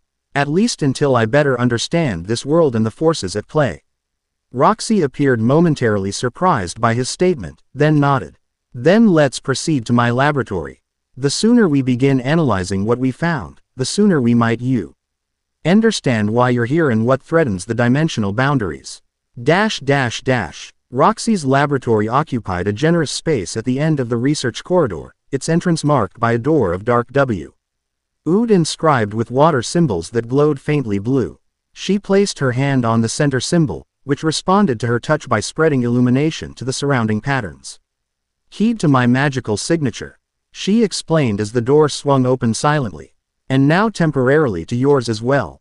The laboratory beyond matched its owner's personality perfectly, meticulously organized yet LLED with evidence of diverse intellectual pursuits. Central tables held complex magical apparatus arranged for ongoing experiments, while the walls were lined with shelves containing books, scrolls, specimens in preservation fields, and labeled components. Most impressive was the water system, a network of crystalline tubes and reservoirs containing water in various states, from liquid to vapor to more exotic phases that didn't appear to follow conventional physics. Water magic requires constant practice with different states and forms, Roxy explained, noticing his interest. These maintain experimental conditions I'm currently studying. She approached a clear workspace at the laboratory's center, removing the collection of rubbings, material samples, and magical recordings they had gathered from the temple ruins. With practiced efficiency, she arranged them on the surface, which illuminated in response. First, basic classification and analysis, she explained, her demeanor shifting subtly as she entered her element. The reserved guide was replaced by a confident researcher completely at home among her instruments. Naruto watched as she moved through preliminary examinations, her hands manipulating equipment with graceful precision. Several times she muttered technical terms to herself, forgetting his presence entirely as she followed investigative procedures that Clea RLY represented years of developed methodology. It was, he realized, the first time he'd seen her completely unguarded, focused entirely on her work, her passion for knowledge evident in every movement. The transformation was striking, revealing depths to her character that her usually controlled exterior concealed. After nearly 20 minutes of intense focus, Roxy looked up suddenly, seeming to remember his presence. "Forgive my distraction. Would you like to sit? This initial phase is rather technical." "I'm fine," Naruto assured her. "It's interesting watching you work. You're very different here than you were with the dean or the village elders."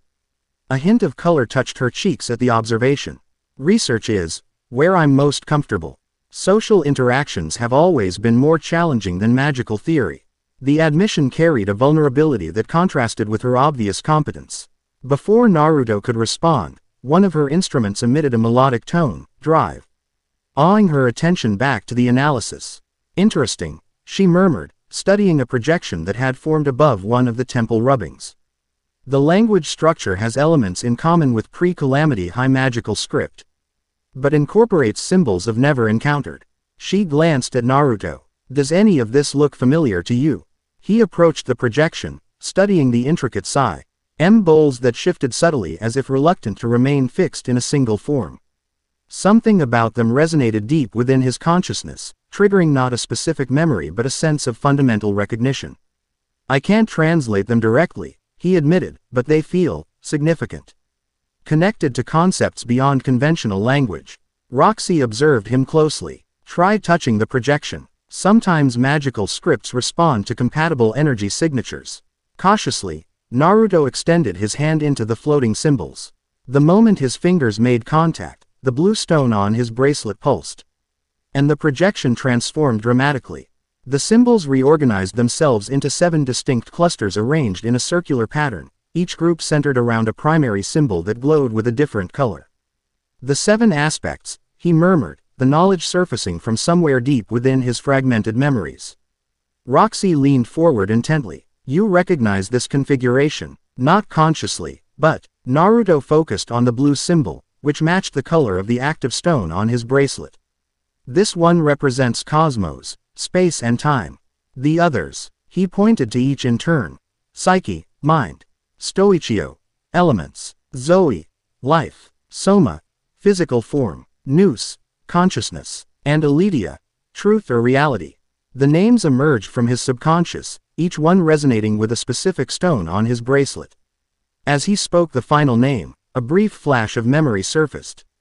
The council chamber again, but from a different perspective. 7 entities arranged in perfect balance, each embodying one of the fundamental aspects of existence. Asterisk. "The 7 must remain in harmony," spoke a voice like distant thunder. "Each aspect counterbalances the others. Should any single power dominate, reality itself would become unstable." Asterisk. "Yet our mandate requires intervention when the lower realms face extinction," countered another voice, his own, he realized. "The coming convergence threatens all worlds touched by mortal consciousness." Asterisk. "Then intervention must preserve balance, not disrupt it," insisted a third voice, gentle yet unyielding. "This is why your proposal has merit, Cosmosu. By descending in diminished form, you maintain the covenant while addressing the threat directly." Asterisk. The memory faded, leaving Naruto momentarily disoriented. He found Roxy studying him with concern, her hand hesitantly extended as if unsure whether to offer support. "Another memory fragment?" she asked quietly. Naruto nodded, sharing what he had seen. Roxy listened intently, acting occasional notes in a journal with script that formed and then sank into the page rather than remaining on its surface. This convergence they mentioned, she said when he finished. Could it relate to the weakening dimensional barriers the Void Lord referenced? I think so, Naruto replied. Though I still don't understand what specifically threatens the lower realms, or why my intervention was necessary. Roxy turned back to the projection, which had stabilized into the 7-symbol configuration. Perhaps the temple inscriptions contain more direct information. If I can establish a translation framework based on the symbols you've identified. She worked with renewed focus, applying magical analysis techniques to correlate the 7 primary symbols with the surrounding script. Naruto observed, occasionally offering insights when particular symbols triggered recognition, though never with the clarity of formal translation. After an hour of intensive work, Roxy sat back, rubbing her eyes. I've established preliminary correlations, but full translation will require time. The script employs conceptual relationships rather than direct linguistic equivalents. Meaning, Naruto prompted. Meaning it doesn't translate word for word, but rather conveys complex ideas through symbolic associations. She gestured to one cluster of symbols surrounding the green Stoichio emblem. This section appears to describe elemental forces, but as living consciousnesses rather than impersonal energies. It's simultaneously literal and metaphorical. Naruto considered this, quote, that aligns with how I perceive the 7 powers, not as abstract forces but as aspects of conscious existence. Roxy's eyes lit with academic excitement, which suggests the temple wasn't merely touring dimensional boundaries, it was designed to communicate with entities who embody those boundaries. She studied him with renewed intensity. Entities like what you once were. The implication between them, that the temple might have been built specifically to interact with beings of Naruto's original nature. Before they could explore this further, a chime sounded from a crystal set near the laboratory entrance. Someone requesting entry, Roxy explained, moving to a small viewing portal beside the door. Her expression tightened slightly as she observed the visitor. Professor Eris from Dimensional Theory. Convenient timing. One of the factions you mentioned. Naruto guessed. The most prominent researcher on interdimensional entities, Roxy confirmed. And not someone easily dissuaded. She considered briefly. We should control this encounter rather than avoid it. Are you comfortable with that? Naruto nodded, moving to position himself where he could observe without appearing defensive. Roxy adjusted the arrangement of materials on the workspace, subtly obscuring the 7-symbol projection before activating the door mechanism. The man who entered carried hymns. Elf with the confident bearing of someone accustomed to deference. Tall and lean, with sharp features and silver-streaked black hair pulled back in a precise tail, Professor Eris wore robes of deep purple adorned with subtle geometric patterns. His eyes, a startling amber that seemed almost luminous, immediately fixed on Naruto with undisguised interest. Magister Migurdia, he greeted Roxy with perfunctory politeness before turning his full attention to Naruto. And the mysterious specialist who assisted with the dimensional anomaly. News travels quickly within these walls. Professor Eris, Roxy acknowledged. I wasn't aware the dean had already briefed the research faculty. Oh, she hasn't, officially. Eris smiled thinly. But when unusual energy signatures activate the dimensional monitoring array I designed, I take personal interest. He extended a hand toward Naruto. Professor Ezekiel Eris, Chair of Dimensional Theory and Extramaterial Entities. Naruto accepted the handshake, immediately noting the subtle magical assessment the professor attempted during the contact, a diagnostic spell woven into the seemingly ordinary greeting. Without revealing his awareness, Naruto allowed a controlled measure of chakra to be detected while keeping his deeper nature shielded. Specialist Naruto, he introduced himself simply. Combat Advisor. Indeed. Eris withdrew his hand, a flicker of surprise crossing his features at the limited information his assessment had yielded. Your energy signature is most unusual. Not structured like conventional magic, yet able of affecting dimensional boundaries. Fascinating. The clinical interest in his tone carried undertones that confirmed Roxy's warnings. Here was someone who viewed unique entities primarily as research opportunities. We were just analyzing findings from the temple site, Roxy interjected smoothly. Preliminary results suggest pre-calamity construction with significant modifications during the Second Magical Revolution. The redirection was skillfully done, offering legitimate academic information while steering away from Naruto's nature. Eris glanced at the partially concealed materials with evident interest. The northern ruins have long been rumored to contain dimensional monitoring mechanisms, he noted. Though previous expeditions found only degraded remnants. Your discovery could advance my current research considerably. Once we've completed initial classification, I'd be happy to share findings through proper academic channels, Roxy replied with professional cower. Tensei that nevertheless established boundaries. Eris smiled, the expression not quite reaching his eyes. Of course, protocol must be observed. He turned back to Naruto. Perhaps, however, a tour would be interested in touring the dimensional research facilities. Your practical experience with these entities could provide valuable context for our theoretical models. The invitation seemed innocent enough. But Naruto sensed the underlying strategy, separate him from Roxy to allow for more direct assessment. He maintained a neutral expression while considering his response. An interesting offer, he acknowledged. Though I should complete my debriefing with Magister Migurdia first. The sequence of events during the breach containment requires precise documentation. Of course. Eris accepted the deferral with practiced grace. My invitation remains open. The Academy benefits most when practical and theoretical knowledge combine. He glanced at the workspace once more. I won't intrude further on your analysis. Good day, Magister, Specialist. After his departure, Roxy released a slow breath. That was concerning. Eris doesn't make personal visits without specific purpose. He was attempting to assess my energy signature during the handshake, Naruto confirmed. A subtle technique, but detectable. Not surprising. His specialization includes classification of extradimensional energies. Roxy frowned. But his awareness of your arrival suggests monitoring beyond standard Academy protocols. The dimensional array he mentioned is supposed to focus on external anomalies. Not track individuals within the Academy. He'll try again, Naruto predicted.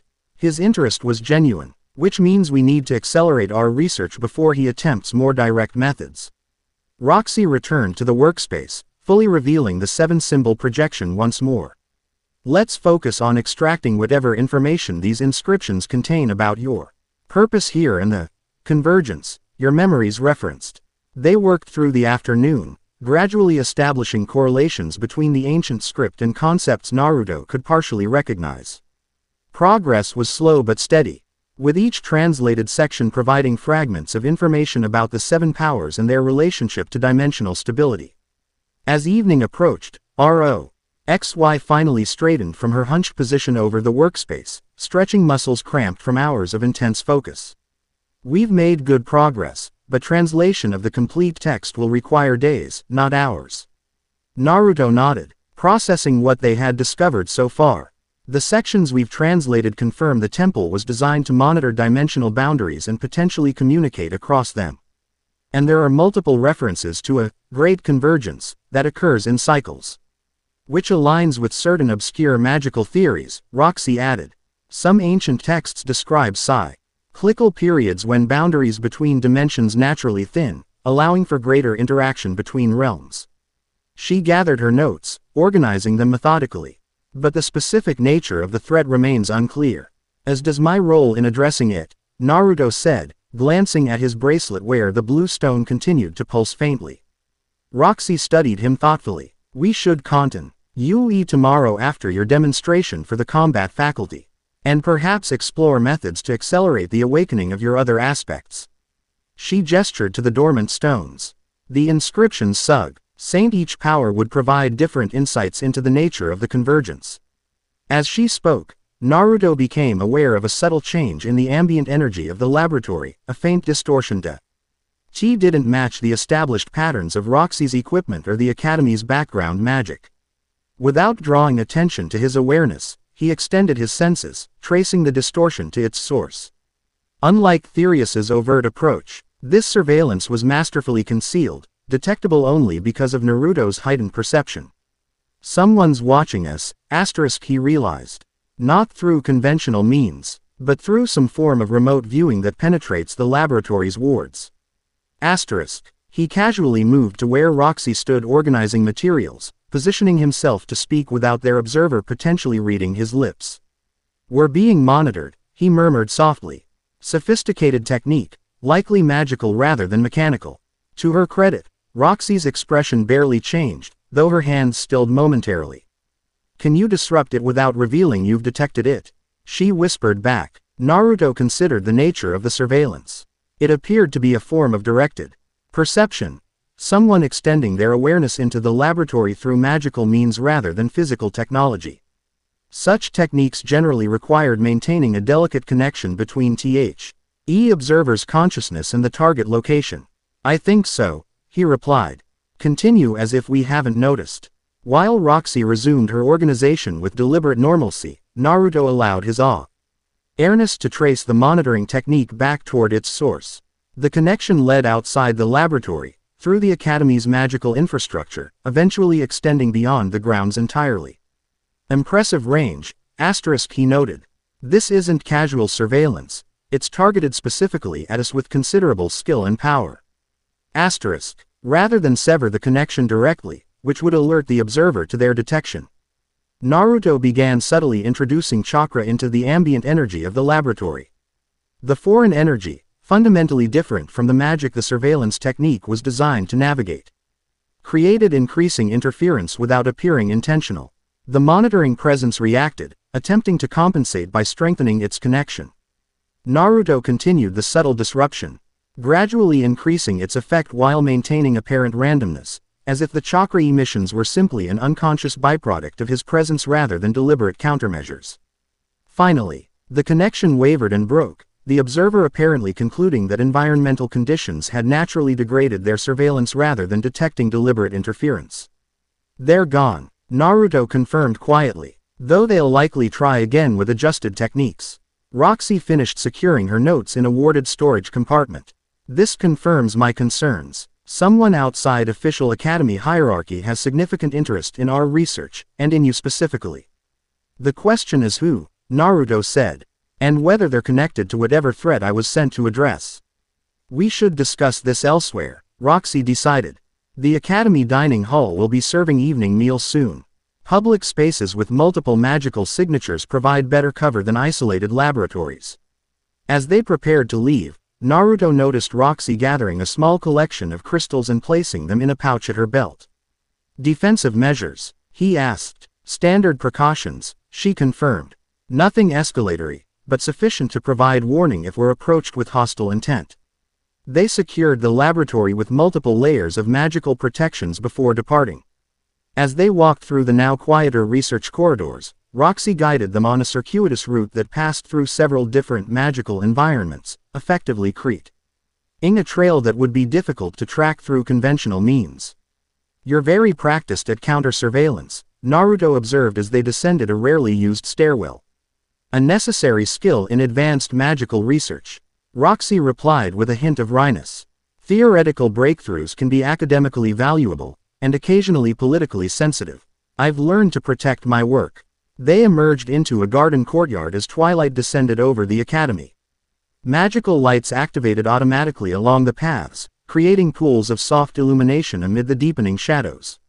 In the distance, larger lights defined the dining hall, where students and faculty were gathering for the evening meal. As they crossed the courtyard, Roxy spoke in measured tones. "Beyond academic politics and research competition, there's another factor we should consider. The temple ruins and your arrival may connect to older conflicts within the magical community." "What kind of conflicts?" Naruto prompted. "After the calamity that nearly destroyed civilization centuries ago, different philosophical approaches to magic emerged," Roxy explained. "Some advocated strict limitations on dimensional research, believing the calamity resulted from irresponsible boundary manipulation. Others argued that only through advanced understanding of interdimensional forces could future catastrophes be prevented. And these philosophical differences persist today. In evolved forms, yes. The Academy officially maintains balanced research protocols with ethical oversight. But unofficial factions exist. Some believing dimensional boundaries should never be breached, others actively seeking methods to exploit connections between realms." They approached the dining hall, a magnificent structure, with high ceilings supported by columns inscribed with preservation enchantments. Inside, long tables accommodated hundreds of students and faculty, the space organized into sections that appeared to correspond to different disciplines and specializations. Roxy led them to a section reserved for senior research faculty, where they received curious but respectfully restrained attention. As they see, elected meals from serving stations attended by what appeared to be animated constructs, Naruto noted the complex social dynamics at play, subtle acknowledgments between certain faculty members, deliberate distance maintained between others. Once seated at a relatively private table, they continued their conversation at a volume that wouldn't carry to neighboring diners. The academy seems peaceful enough on the surface, Naruto observed, but there are clearly underlying tensions. Any institution that combines power, knowledge, and ambition will develop competing interests, Roxy replied. Most conflicts remain scholarly rather than hostile, but the stakes increase significantly when interdimensional entities enter the equation. As she spoke, Naruto became aware of a different kind of energy pattern approaching their table, not threatening, but distinctly focused. A moment later, a young woman in senior student robes of deep green stopped beside them, her expression reflecting carefully controlled excitement. Magister Migurdia, she greeted Roxy with respectful formality. Forgive the interruption. Professor Tallis asked me to deliver these reference materials you requested. She placed a small bundle of scrolls on the table. Roxy appeared momentarily confused. I don't recall requesting. She paused, examining the scrolls more carefully. Ah, yes, thank you, Apprentice Kina.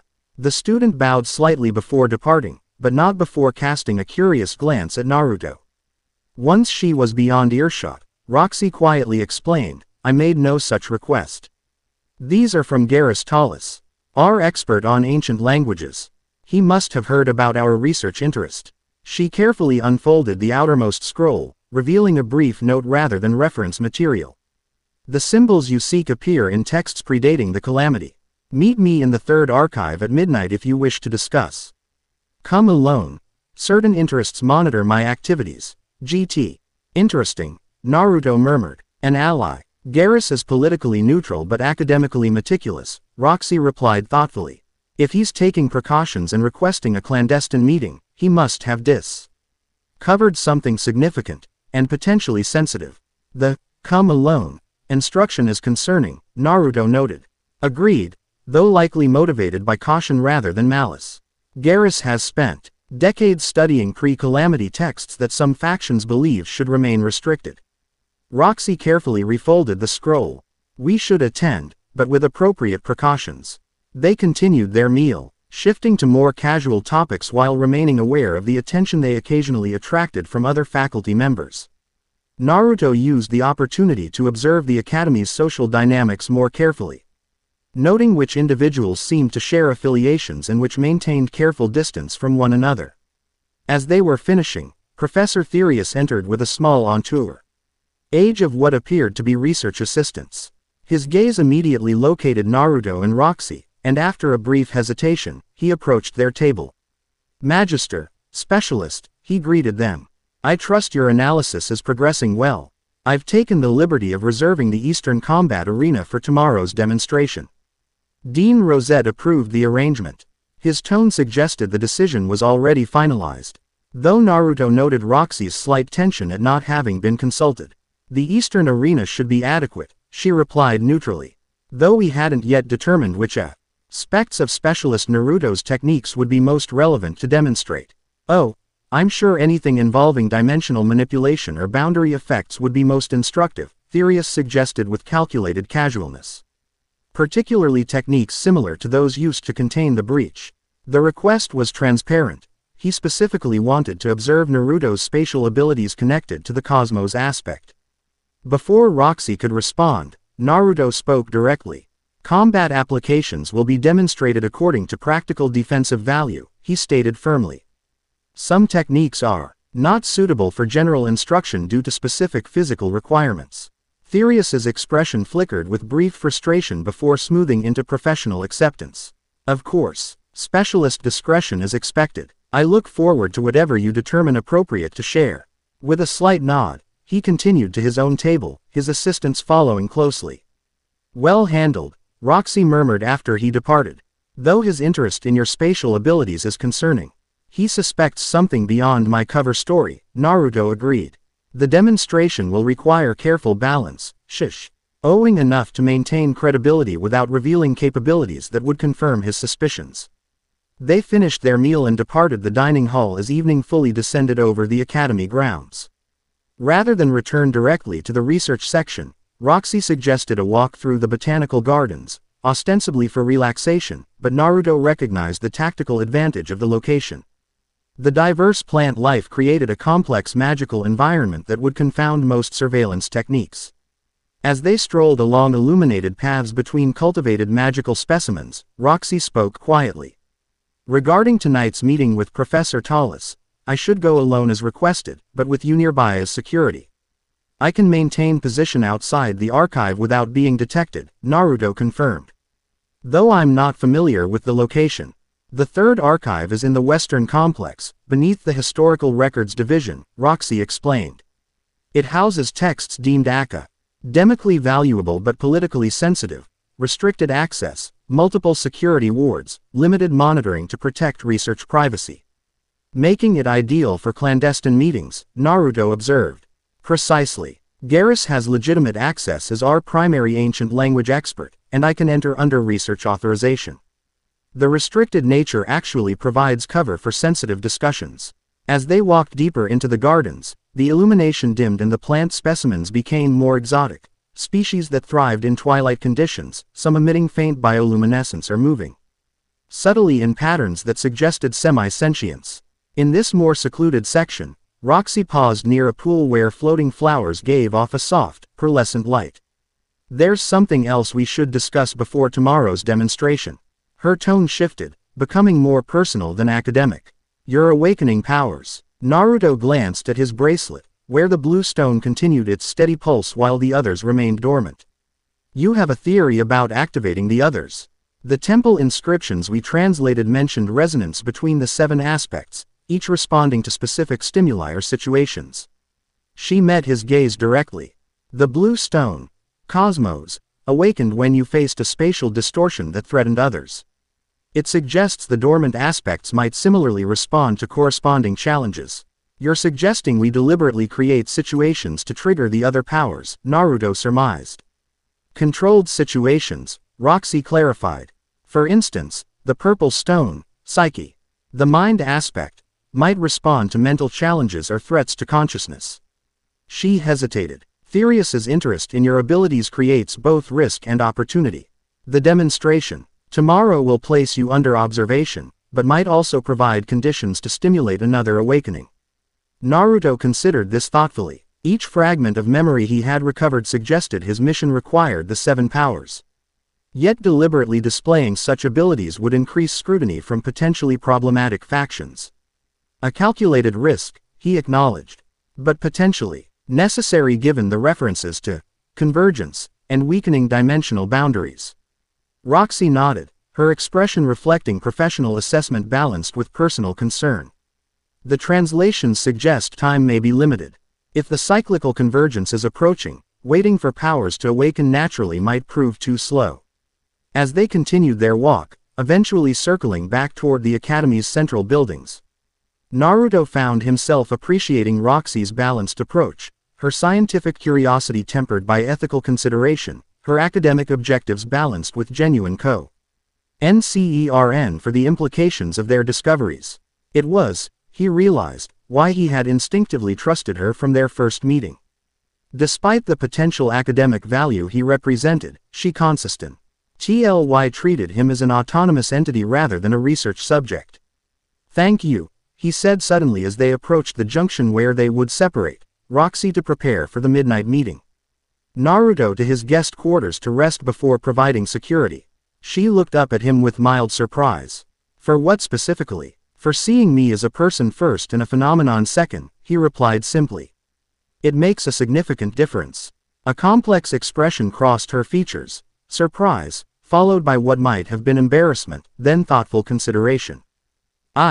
She began, then paused, seemingly recalibrating her response. You're welcome. Though I should acknowledge that my interest isn't entirely altruistic. Your existence represents potential answers to questions I've studied my entire career. The best partnerships balance mutual benefit with mutual respect, Naruto observed. I need your knowledge of this world and its magical systems. You benefit from my connection to the phenomena you study. The important thing is that neither exploits the other. Roxy's expression softened slightly, a surprisingly philosophical perspective for someone who introduced himself as a combat specialist. Maybe I was more than that, before, Naruto suggested with a slight smile. Or maybe near-divine entities just have a lot of time to contemplate ethics. The unexpected humor earned a small but genuine laugh, the first he'd heard from her. The sound transformed her features momentarily, revealing a warmth typically concealed behind her professional demeanor. I'll meet you at the Western Complex at 11:30, she said, composure returning. The third archive has a maintenance entrance that should allow you to position yourself near enough for security. Why without entering the restricted space directly? They parted ways, Roxy heading toward her personal quarters while Naruto returned to the guest suite. As he walked the quiet evening pathways of the academy, he remained vigilant for signs of surveillance, but detected nothing beyond the standard monitoring enchantments built into the grounds themselves. His thoughts turned to the coming demonstration and the possibility of awakening another of his sealed powers. The purple stone, Psyche, seemed the most likely candidate given the mental components involved in displaying his abilities under observation. Yet he felt uncertain about deliberately triggering such an awakening in a controlled setting. Each awakening has carried fragmented memories, he reflected. Pieces of my original purpose and nature. What will the next revelation bring? Reaching his quarters, Naruto secured the entrance and checked for surveillance before settling into a meditative posture in the center of the main room. Closing his eyes, he focused his awareness inward, examining the chakra flows that seemed simultaneously natural and incomplete, as if his current energy system was a simplified version of something far more complex. The blue stone pulsed in rhythm with his concentration, its energy flowing through pathways that extended beyond his physical form into dimensions he could sense but not fully access. Whatever he had been before his descent to this realm, it clearly transcended conventional physical limitations. As midnight approached, Naruto prepared for the clandestine meeting, changing into darker clothing that would allow him to move through the academy grounds inconspicuously. The bracelet remained his most distinctive feature, but attempts to remove or conceal it had proven futile. It seemed fundamentally connected to his existence in this realm. Leaving his quarters through conventional means, he navigated the quieter nighttime pathways of the academy. Most students had retired to their dormitories, though occasional faculty members still moved between research facilities or social gathering spaces. Naruto utilized his shinobi training to remain unobtrusive, blending shadows and timing his movements to coincide with the regular patrols of security staff. The Western Complex proved to be older than the main academy buildings, constructed of darker stone with architectural elements that suggested practical fortification rather than academic elegance. Locating the maintenance entrance Roxy had described, he positioned himself in a shadowed alcove with clear CGHT lines to both the archive entrance and potential approach paths. His enhanced senses extended beyond normal human range, allowing him to detect movement and energy signatures throughout the surrounding area. At precisely 11:30, Roxy appeared, approaching from the direction of the faculty quarters. She had exchanged her formal robes for simpler attire in dark blue, practical for night movement while maintaining professional appearance if discovered. Naruto made his presence known with a subtle chakra pulse that only she would detect. She acknowledged with an almost imperceptible nod as she passed his position. Continuing to the archive entrance where she presented her credentials to a magical verification system. The massive door, inscribed with preservation wards and secure enchantments, opened silently to admit her, sealing again immediately after her entry. Naruto extended his awareness to track her progress through the archive's outer chambers, noting the multiple layers of magical security she navigated with practiced familiarity. For 20 minutes, nothing disturbed the quiet night. Naruto maintained vigilant observation, periodically scanning for approaching figures or unusual magical signatures. The Academy's night wards created a background energy pattern that remained consistent, making any disruptions easier to detect. Then, just as he was about to shift position, his awareness registered an approaching figure moving with deliberate stealth from the direction of the main complex. The individual moved with professional precision, utilizing shadow pathways and timing movements to coincide with the cycling of detection wards. Not a student or regular faculty, Naruto assessed. Chu practiced in counter detection techniques. He maintained his position, adjusting his concealment to observe the newcomer without revealing his own presence. As the figure drew closer, Naruto caught glimpses of dark clothing similar to his own, with the Chion of what appeared to be enchanted accessories designed to minimize magical signature. The figure paused near the archive entrance, producing some form of bypass device that interfered with the magical verification system. The security enchantments faltered momentarily, allowing unauthorized access before resealing without triggering alarms. A professional infiltration, Naruto realized. Getting the exact location of Roxy's meeting. Moving silently, he positioned himself to follow the intruder into the archive. The bypass had created a temporary disruption in the security system. Chi would allow him entry without credentials, but the window would be brief. Naruto slipped through the massive door just before the enchantments re-established, finding himself in a vaulted antechamber. Lined with classification indices and preservation equipment. Ahead, the intruder was already moving deeper into the archive, navigating the labyrinthine shelving with apparent familiarity. Using Shadow clone jutsu would risk detection in the magically sensitive environment, so Naruto relied instead on pure stealth, moving with the silent efficiency his shinobi training provided. The archive's ambient magic, preservation fields and classification enchantments created an energy background that helped mask his movements as he tracked the intruder. The archive expanded below ground level, NDING through multiple tiers of increasingly restricted materials. Naruto followed the intruder down spiral staircases and through narrowing corridors, noting how security intensified with each level they descended. On the third subterranean level, the intruder paused at an intersection, consulting some form of magical tracking device before choosing the rightmost passage. Naruto maintained distance while keeping the figure in sight, his enhanced hearing now detecting faint voices from somewhere ahead, one of them Roxy's, the other presumably Professor Tallis. The intruder moved more cautiously now, approaching a section where ancient texts were housed in specialized containment fields. Through gaps in the shelving, Naruto glimpsed Roxy and an elderly man with wispy white hair consulting. Materials spread across a reading table illuminated by soft magical light. The intruder produced a small crystal from a concealed pocket, some form of surveillance or recording device, and positioned Chi to monitor the meeting while remaining hidden behind the shelving. The crystal activated with a subtle pulse of magic that Naruto sensed was designed to penetrate privacy wards. Time to intervene, he decided, but before he could move, something unexpected occurred. The crystal in the intruder's hand suddenly flared with intense purple light, emitting a high-pitched tone that caused the figure to drop it reflexively. Instead of falling to the floor, however, the crystal hung suspended in midair, pulsing with increasing intensity. Naruto sensed immediate danger, not conventional physical threat, but something that targeted consciousness itself. The purple light expanded rapidly, creating a field effect that enveloped the intruder, who clutched at their head in apparent agony before collapsing to the floor. The field continued expanding, moving toward where Roxy and Professor Tallis had risen in alarm from their research table. Naruto recognized the energy signature, a consciousness disrupting spell designed to render targets comatose while extracting mental information.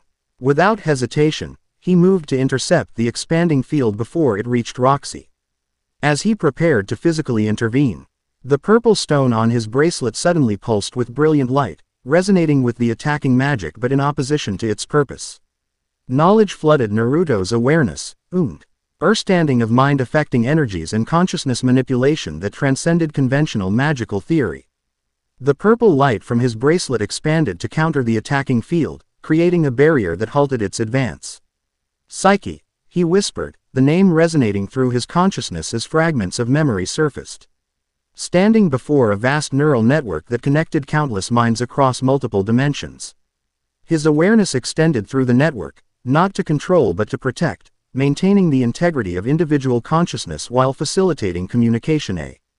Cross boundaries that would otherwise prove insurmountable. Asterisk. The mind aspect is not dominance but resonance, instructed a presence composed of pure thought. To understand rather than control, to connect rather than sever. Asterisk. His own response. Yet those who would weaponize consciousness threaten the very autonomy psyche is meant to preserve. Asterisk. Which is why you, among the seven, must carry this aspect into the lower realms. Came the reply. The coming convergence will create vulnerability to such weapons. Psyche must be present to counter them. Asterisk. The memory dissolved as Naruto fully engaged his newly awakened power. The purple stone blazed alongside the blue, sending energy coursing through his body that expanded his awareness beyond physical limitations.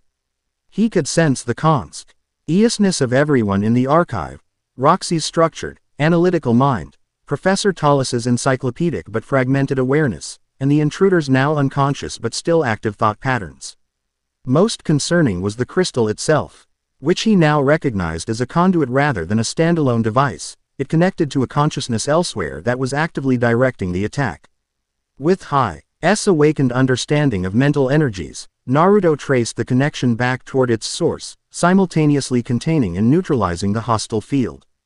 The pathway led beyond the archive, beyond the academy grounds entirely, eventually reaching such distance that even his enhanced perception could not follow it to its terminus.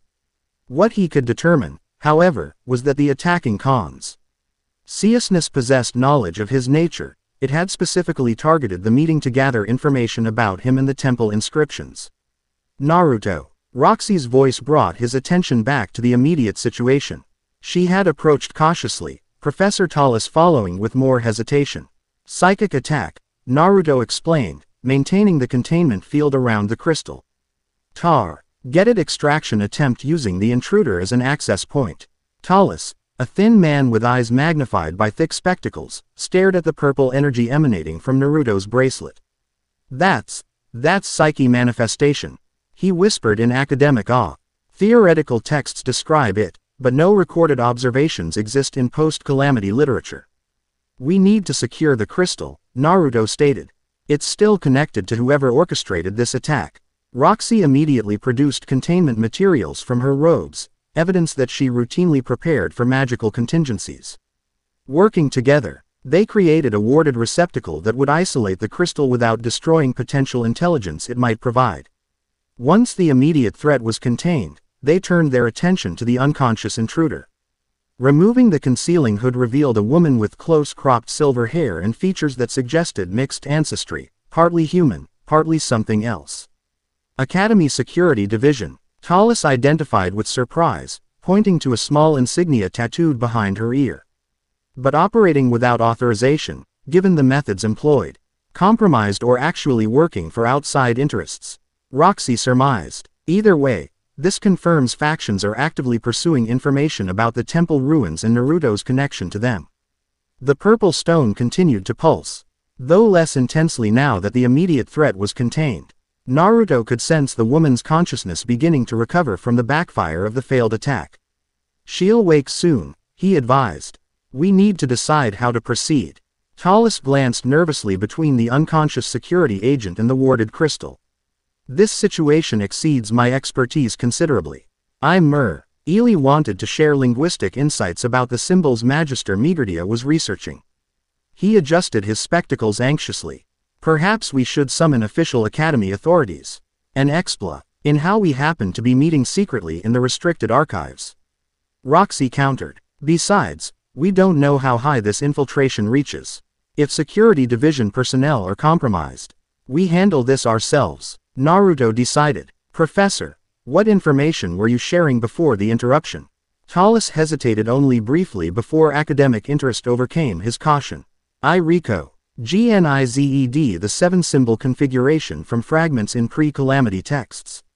They appear in warnings about cyclical weakening of what the ancients called the Great Boundary, the metaphysical construct separating different orders of reality. Quote, the convergence, Naruto murmured, connecting this to his recovered memories. Precisely, Tallis confirmed, warming to his subject despite the circumstances. According to these texts, the convergence occurs approximately every 7,000 years, when multiple dimensional planes temporarily align, creating conditions where boundaries can be breached by entities like the Void Crawlers, Roxy suggested. Or worse, Tallis replied grimly. The texts describe entities that make Void Crawlers seem insignificant, beings that exist between dimensions and feed on the energy released when boundaries collapse. The information aligned perfectly with the fragments Naruto had recovered, a cosmic threat that required intervention from the higher realms. Specifically through the 7 aspects he embodied. Before they could discuss further, the security agent stirred, groaning softly as consciousness returned.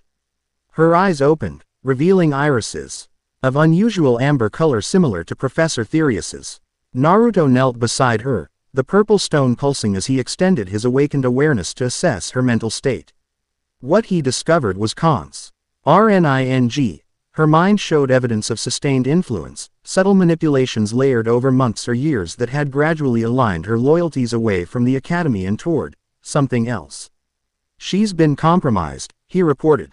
Long-term mental manipulation, extremely sophisticated. Not standard mind control, but something more insidious, reshaping loyalty and perception gradually over time. Can you counter it? Roxy asked. Naruto extended his awareness deeper, the purple stone brightening as he engaged more fully with his newly awakened aspect. Not completely without risking permanent damage to her psyche. But I can temporarily suppress the external influences and establish whether she retains enough autonomy to assist us. At Roxy's nod of approval, Naruto placed his hand gently on the woman's forehead. The purple stone blazed as he channeled its energy with precision focus, carefully isolating the external influences without disrupting her core personality structures.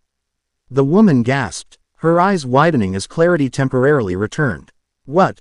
Where am I? Her gaze focused on Naruto, recognition dawning. You're the anomaly they're seeking. Who is they? Roxy asked intently. The Convergence Preparation Committee, the woman replied, her voice strained as she fought against the returning influence. Operating within the academy but serving external masters. Preparing for what comes when the boundaries fall. Serving what purpose? Naruto pressed, maintaining the suppression field with careful control. Integration, she managed, the word seeming to cause her physical pain. They believe resistance is futile. Better to prepare for controlled integration than fight the inevitable breach. Integration with what? Roxy demanded. The woman's expression contorted as the external influence fought against Naruto's suppression.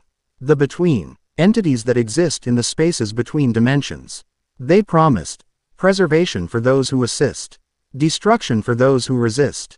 Quote, Naruto sensed her consciousness beginning to fragment under the competing influences.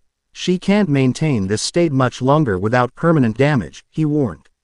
One last question, Roxy insisted. Who leads this committee? The woman's eyes rolled back as her autonomy began to collapse. The professor. The chair. Dimensional. Theory. Therius. Roxy concluded grimly as the woman lapsed back into unconsciousness. Naruto withdrew his influence carefully, ensuring her mind stabilized rather than fracturing. She'll recover consciousness naturally in about an hour. With no memory of this conversation. The external influence will reassert fully within 3 to 4 hours. Which gives us limited time to act on this information, Roxy noted, turning to Professor Tallis. Garrus, this situation has become more dangerous than anticipated. Your linguistic expertise is valuable, but continued involvement puts you at risk. The early professor straightened his posture with unexpected determination. I've studied the convergence warnings for 40 years, Magister Migurdia. If what I've translated is accurate, and this young Ma-en embodies the 7 aspects of the ancient texts. He adjusted his spectacles with scholarly precision. Well, academic neutrality becomes rather pointless when facing dimensional collapse, doesn't it? His unexpected resolve brought a small smile to Roxy's features. Well said, Professor. Then we should relocate to secure space and combine our knowledge. Tomorrow's demonstration has taken on new significance. It appears Professor Therius has specific interest in Naruto's abilities beyond academic curiosity. A trap, Naruto surmised, or at least an assessment opportunity. But one we can potentially use to our advantage. Now that we're aware of his true affiliations. They carefully secured the unconscious security agent in a position that would suggest she had accidentally triggered DA preservation ward and been rendered unconscious, a plausible explanation that would protect their knowledge of her compromise. The warded crystal containing the psychic attack mechanism was secure. D in a specialized container from Talus's collection, designed to maintain magical stasis for transport. With these matters addressed, they departed the archive through separate routes, agreeing to reconvene in Roxy's laboratory after ensuring they weren't followed. As Naruto made his way through the darkened academy grounds, the purple stone on his bracelet continued to pulse alongside the blue. His awareness now encompassing both spatial and mental dimensions simultaneously. The awakening of psyche had expanded his perception beyond physical reality, allowing him to sense the consciousness of others at considerable distance. And what he sensed was deeply concerning. Throughout the academy, minds touched by the same subtle influence that had compromised the security agent. Not fully controlled, but nudged, guided toward acceptance of something called the inevitable integration. More immediately, he detected focused attention directed toward the coming demonstration, anticipation F. ROM multiple sources who viewed tomorrow's event as significantly more than an academic exhibition. A convergence point, asterisk he realized, but of human design rather than cosmic. Multiple factions moving toward a planned intersection. Asterisk. By the time he reached Roxy's laboratory, where she and Professor Talus were already reviewing combined research materials, Naruto had reached a decision. Rather than avoid the trap being laid, he would embrace it, using the demonstration as an opportunity to confront Eris directly while potentially awakening more of his sealed aspects. The stakes had clarified considerably. Whatever cosmic event had precipitated his descent to this realm, it was now clear that human actors were already positioning themselves to exploit the coming convergence. Whether rough misguided self-preservation or more sinister motives, this committee represented an immediate threat that required addressing before the larger cosmic danger could be confronted. You've reached a conclusion, Roxy observed as he entered, noting his resolved expression. Tomorrow's demonstration proceeds as planned, Naruto confirmed. But with adjusted objectives. Rather than concealing capabilities, we'll use the opportunity to force Eris's faction to reveal themselves. Risky, Talus commented, looking up from ancient texts spread across the workspace. These inscriptions suggest the 7 aspects were never meant to be revealed simultaneously in the lower realms. The energy discharge could potentially accelerate the very boundary weakening we hope to prevent. Which is why I'll focus on controlled demonstration rather than full manifestation, Naruto explained. Enough to establish credibility and force reaction, without triggering dimensional instability. Roxy studied him thoughtfully, her analytical mind clearly assessing multiple factors. The demonstration is scheduled for mid-morning in the Eastern Arena. That gives us approximately 8 hours to prep an appropriate strategy and contingencies. Professor Talus gestured to the materials spread before them. I've identified key passages regarding the 7 aspects and their relationship to the convergence cycle. With Magister Migurdia's magical theory expertise and your unique perspective, he nodded to Naruto, we might establish parameters for controlled awakening of additional aspects. As they worked through the night, combining ancient warnings with magical theory and Naruto's gradually expanding awareness, a strategy took form. The demonstration would serve multiple purposes: assessment of opposition forces, controlled awakening of additional aspects, and establishment of their own position within the Academy's complex power structure. Dawn found them prepared, if not fully rested, with multiple contingency plans established and roles clearly defined. As Roxy secured their research materials and Professor Talus departed to maintain normal appearances, Naruto centered himself through meditation, balancing the newly awakened mental energies with his existing spatial awareness. The purple and blue stones pulsed in harmonious rhythm on his bracelet, 2 of 7 now active. Whether the coming demonstration would awaken more remained uncertain, but the path forward had clarified considerably. Whatever cosmic purpose had brought him to this realm, the immediate Yenge had revealed itself. A faction within the Academy working to facilitate rather than prevent dimensional breaches, believing submission to invading entities preferable to resistance. Ready, Roxy asked as they prepared to depart for the demonstration arena. Naruto nodded, his resolve firm. Ready. Whatever comes, we face it together. For a moment, Something shifted in Roxy's typically composed expression, a warmth and personal connection beyond their research partnership. Together, she agreed quietly, as they walked through the morning-lit academy grounds toward the eastern arena. Naruto remained acutely aware of the attention focused on their movement, some curious, some calculating, some actively hostile. The game was in motion, pieces converging toward a confrontation that would determine much about the challenges to come. The sun rose fully above the academy's elegant spires, casting long shadows across courtyards where students and faculty moved with normal academic purpose. Unaware of the cosmic forces gradually converging upon their world, or the confrontation about to unfold that might determine whether those forces would be resisted or embraced. Chapter 2 and Chapter 3, Windborne Whispers. Morning light streamed through the eastern arena's high windows, casting long shadows across the polished stone floor where academy officials had gathered for the scheduled demonstration. The circular space, designed for magical combat training and performance evaluations, could accommodate several hundred observers in tiered seating that surrounded the central platform. Naruto stood at the preparation chamber entrance, outwardly calm while his heightened senses assessed the gathering crowd. Faculty from various disciplines occupied the front rows, their colored robes creating a spectrum that represented the academy's diverse magical specializations. Behind them sat senior students, researchers, and what appeared to be visiting dignitaries from beyond the academy walls. Larger audience than standard for visiting specialist demonstrations, Roxy observed quietly beside him. She wore formal water magic regalia, deep blue robes with silver accents that identified her advanced status within her discipline. Eris has been busy, Naruto agreed, noting the professor's strategic positioning near academy leadership. At least 30 individuals connected to his faction present. Based on the mental signatures I'm detecting, the awakening of Psyche had dramatically enhanced his awareness of others' consciousness. Throughout the audience, he detected varying levels of anticipation, from genuine academic curiosity to calculated assessment, and in some cases, tightly controlled hostility. "Remember our strategy," Roxy murmured. "Controlled revelation, not full manifestation. Force reaction without triggering dimensional instability." Naruto nodded slightly, centering himself as Dean Rosette approached the central platform to begin the proceedings. The two active stones on his bracelet pulsed in synchronized rhythm, blue for Cosmos, purple for Psyche, while the remaining 5 remained dormant but somehow expectant, as if sensing the coming confrontation.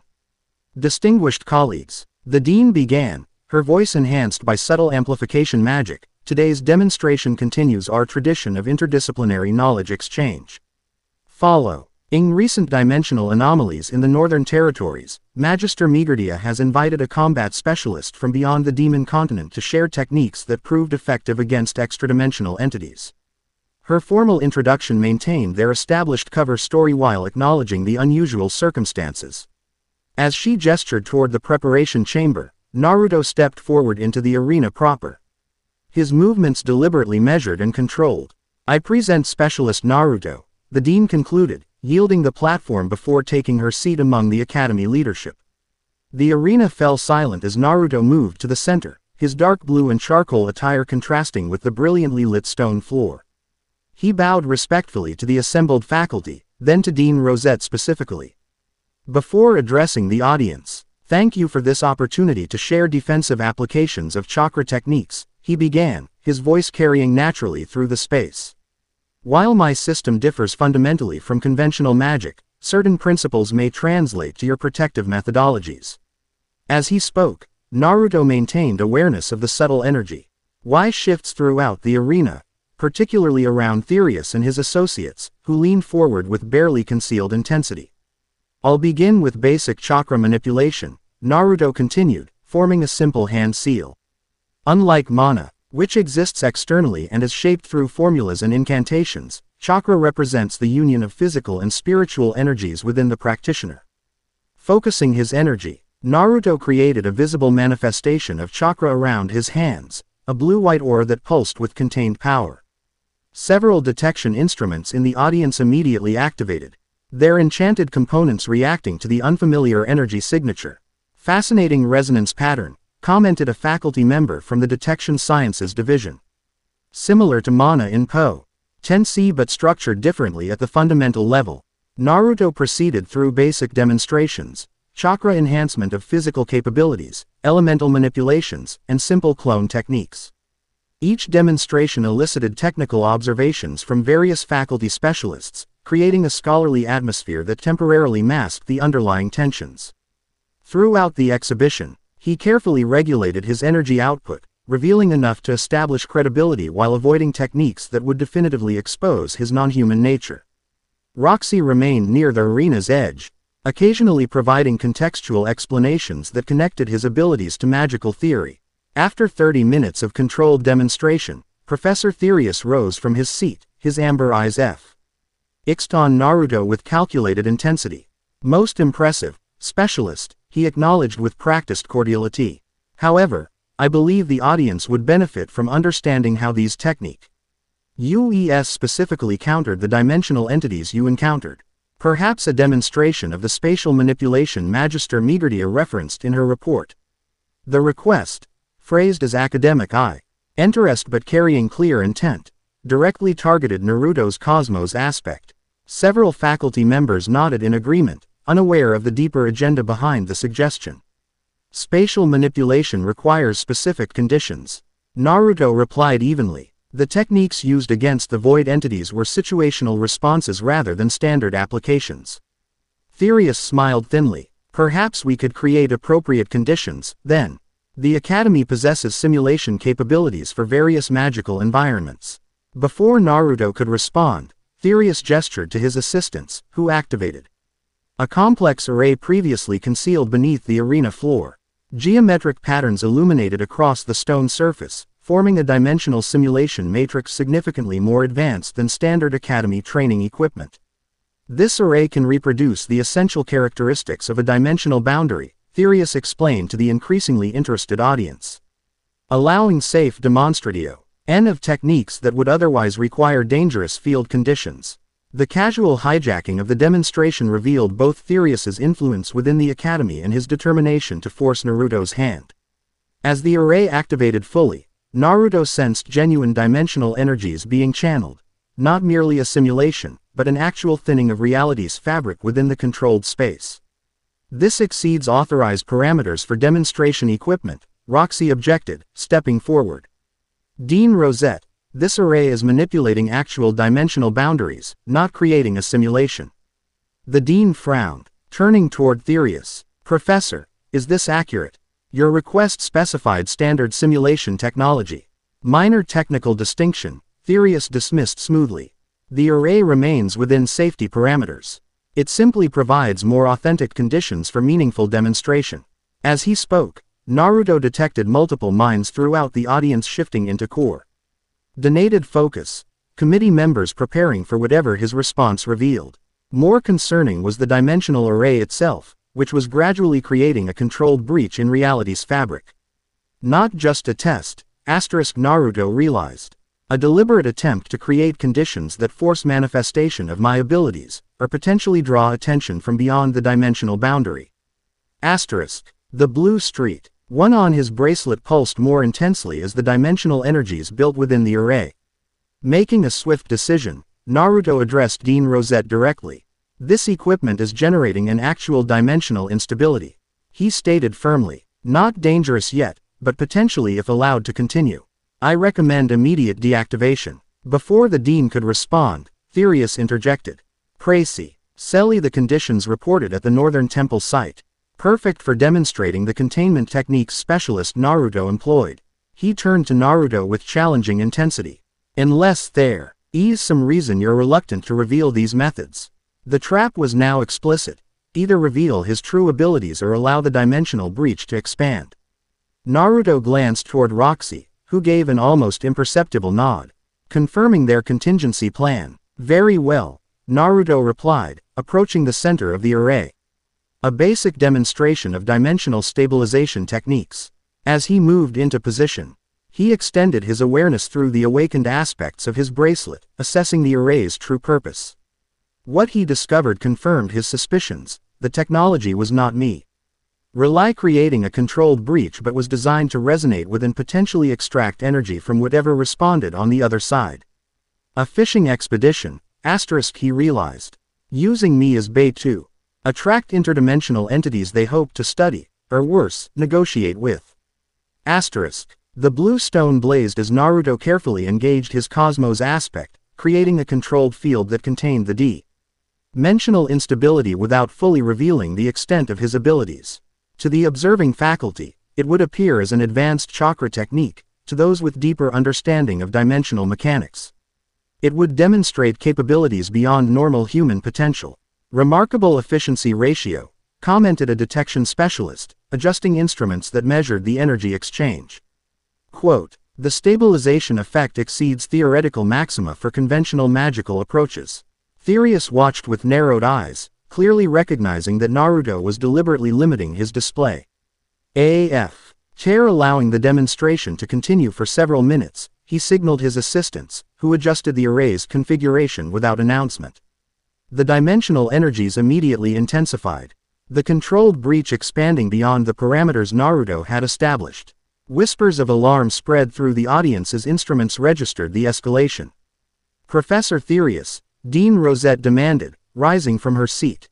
Cease this adjustment immediately. You're exceeding authorized parameters. A minor calibration to challenge the specialist's capabilities, Therius replied without taking his eyes from Naruto. Well within safety margins. But Naruto sensed the deliberate deception. The adjustments were systematically dismantling the safeguards, creating conditions where tool interdimensional contact became possible. More concerning, he detected specific resonance patterns being generated, targeted frequencies that appeared designed to attract particular types of entities. As the breach expanded, faint whispers began to emanate from within, voices that existed beyond conventional sound, speaking in languages that twisted through multiple dimensions simultaneously. Several faculty members shifted uncomfortably, sensing the unnatural qualities even without understanding the content. Naruto understood perfectly. The boundary thins, the guardian reveals himself. The committee honors its covenant. The voices confirmed everything. Therius wasn't merely studying dimensional phenomena, he was actively communicating with entities beyond the boundary. Demonstration had become a rendezvous point, with Naruto's energy signature serving as the beacon. This ends now, Naruto stated, his voice carrying authority that transcended his apparent role. Blue stone blazed brilliantly as he exerted his cosmos aspect with greater intensity, creating a containment field that began systematically closing the breach. Therius's expression hardened. Maintain configuration. He instructed his assistants sharply. Increase power to compensate. The dimensional array pulsed with dangerous intensity as competing forces battled for control. Naruto's Nadu. Raw authority over spatial boundaries versus the technological apparatus channeling significant magical power. The conflict created visible distortions in the air above the arena floor, reality itself protesting the manipulation. Faculty members began rising from their seats, some moving toward exits while others prepared defensive spells. Dean Rosette stepped forward, her own considerable magicka power manifesting as she attempted to assert control over the situation. Deactivate immediately, Professor Therius, she commanded. This demonstration is terminated. We're approaching breakthrough, Therius countered. Abandoning pretense. The entities recognize him, confirmation of everything I've theorized. As he spoke, a ripple passed through the dimensional breach, not a physical manifestation, but a probe of consciousness that Naruto detected through his awakened psyche aspect. Something vast and ancient was reaching through, drawn by the energies being exchanged. The purple stone activated alongside the blue, both pulsing in counterpoint as Naruto established multi-layered defenses, spatial containment reinforced by mental barriers that blocked the probing consciousness. Air targeting minds as well as physical space, Naruto warned, directing his statement to Roxy and the Dean. This isn't just a breach, it's an infiltration attempt. Therius laughed, the sound ying genuine enthusiasm rather than malice. Precisely. Communication across boundaries, the prelude to integration. This is what we've worked toward for decades. As he spoke, approximately 20 individuals throughout the audience rose simultaneously, moving with coordinated purpose toward predetermined positions around the arena. Each produced small crystalline devices similar to the one Naruto had neutralized in the archive, psychic amplifiers designed to enhance the mental probe's effectiveness. The Convergence Committee reveals itself, Roxy observed grimly, moving to Naruto's side. Dean Rosette, the Academy has been compromised at multiple levels. The Dean's expression reflected growing comprehension as she observed faculty members she had trusted for years moving to support Therius's operation. What exactly is happening here, Professor? She demanded, magical energy gathering around her hands. Preparation for inevitable reality, Therius replied, his tone suggesting reasonable pragmatism rather than betrayal. The dimensional boundaries weaken regardless of our actions. The committee simply ensures we establish favorable terms with what lies beyond, rather than futile resistance. As he spoke, the breach expanded despite Naruto's containment efforts, the competing energies creating dangerous instability throughout the arena. Several observing faculty created protective barriers around themselves and nearby students, while others fled toward the exits, only to find them sealed by committee members. You've trapped everyone here, Roxy accused, Water Magic Co. Alicing around her as she prepared combat techniques. These are your colleagues, Therius, not experimental subjects. Witnesses to the dawn of a new era, he corrected. When they understand what's coming, they'll join us willingly. The entities have promised preservation for those who assist the integration. Naruto assessed the deteriorating situation rapidly. The dimensional breach was approaching critical instability. The committee had secured strategic positions throughout the arena, and most concerning, whatever consciousness lurked beyond the breach was attempting to establish widespread mental influence throughout the audience. Roxy, he said quietly, prepare for extraction. Protocol 3. She nodded slightly, understanding their prearranged contingency. While maintaining her defensive position, she began subtle hand movements that prepared specialized water magic transportation techniques. Naruto focused on the dimensional breach, no longer concerned with concealing his true capabilities. The blue stone blazed like a miniature star as he exerted direct authority over the spatial distortion, not merely containing but actively restructuring the boundary fabric. Impossible, Therius whispered, watching as his carefully constructed breach began collapsing despite the array's continued power output. No human technique could counter these energies so directly. Perhaps he isn't human, suggested one of his assistants, adjusting instruments that were recording the energy patterns. The readings suggest capabilities consistent with theoretical models of higher dimensional entities. Therius's expression transformed, academic curiosity overriding even his commitment to the committee's goals. Of course, he breathed. Not human at all, something far more significant disguised in human form. The bracelet, it's a containment device, not an accessory. As his true nature became increasingly apparent, Naruto made a critical decision. Containment had failed. Confrontation was inevitable. Better to control the revelation than allow Therius to dictate terms. You're correct, Professor, he acknowledged, ceasing his pretense of conventional techniques. I am not human as you understand the term. But neither am I aligned with the entities you've foolishly contacted. The blue and purple stones pulsed in perfect synchronization as Naruto manifested more of his awakened aspects. Spatial distortions rippled around him as gravity itself responded to his presence, while mental barriers expanded outward, protecting the assembled faculty and students. From the probing consciousness beyond the breach, magnificent, Therius whispered, his academic fascination momentarily overshadowing everything else. A higher dimensional entity manifesting through controlled human form. The bracelet regulates your true nature, doesn't it? Those stones, their aspect containment devices. Enough analysis, Naruto responded firmly. Your experiment threatens everyone in this arena. Deactivate the array immediately. Therius shook his head, regaining his composure. I think not. Whatever you are, you clearly oppose the integration. The committee has prepared for resistance, even from extraordinary entities. At his signal, the committee members activated their crystalline devices simultaneously, creating a networked field that attempted to interface directly with the dimensional breach. The effect was immediate and alarming.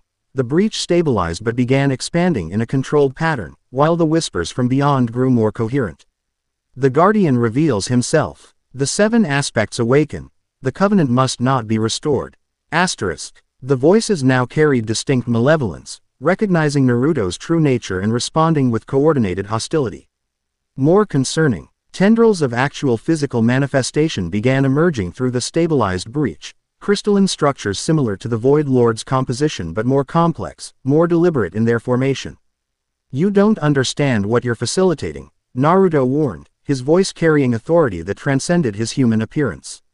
"These entities don't seek integration, they seek consumption. The preservation they promise is slavery at best, annihilation at worst." Theoretical speculation, Therius dismissed, though uncertainty flickered across his features as he observed the increasingly threatening manifestations emerging through the breach. "Our arrangements are quite specific. Your arrangements are with beings that exist beyond conventional concepts of honor or agreement," Naruto countered. "They perceive your consciousness as we might perceive individual cells, components to be harvested and repurposed." As if confirming his assessment, crystalline structures suddenly accelerated their formation, stretching toward the nearest committee members with predatory purpose. Several faculty gasped as the leading edge of a formation made contact with an assistant's outstretched hand, and began systematically absorbing both physical matter and consciousness, the man's body crystallizing while his mind was visibly extracted, his eyes glowing with unnatural light as his individuality dissolved. "Control mechanism failure," another assistant reported frantically, manipulating controls that no longer responded. "The entity is overriding our containment parameters." Therius's academic confidence finally cracked as he witnessed the transformation. "This wasn't the arrangement," he protested, backing away from the advancing crystalline structures. "We were promised partnership, not consumption." "You were deceived," Naruto stated simply, moving to intercept the expanding crystalline network before it reached vulnerable faculty members. As intended from the beginning, the situation had deteriorated beyond controlled revelation into immediate crisis. Naruto abandoned all pretense, fully engaging his awakened aspects to establish a containment barrier between the breach and the arena occupants.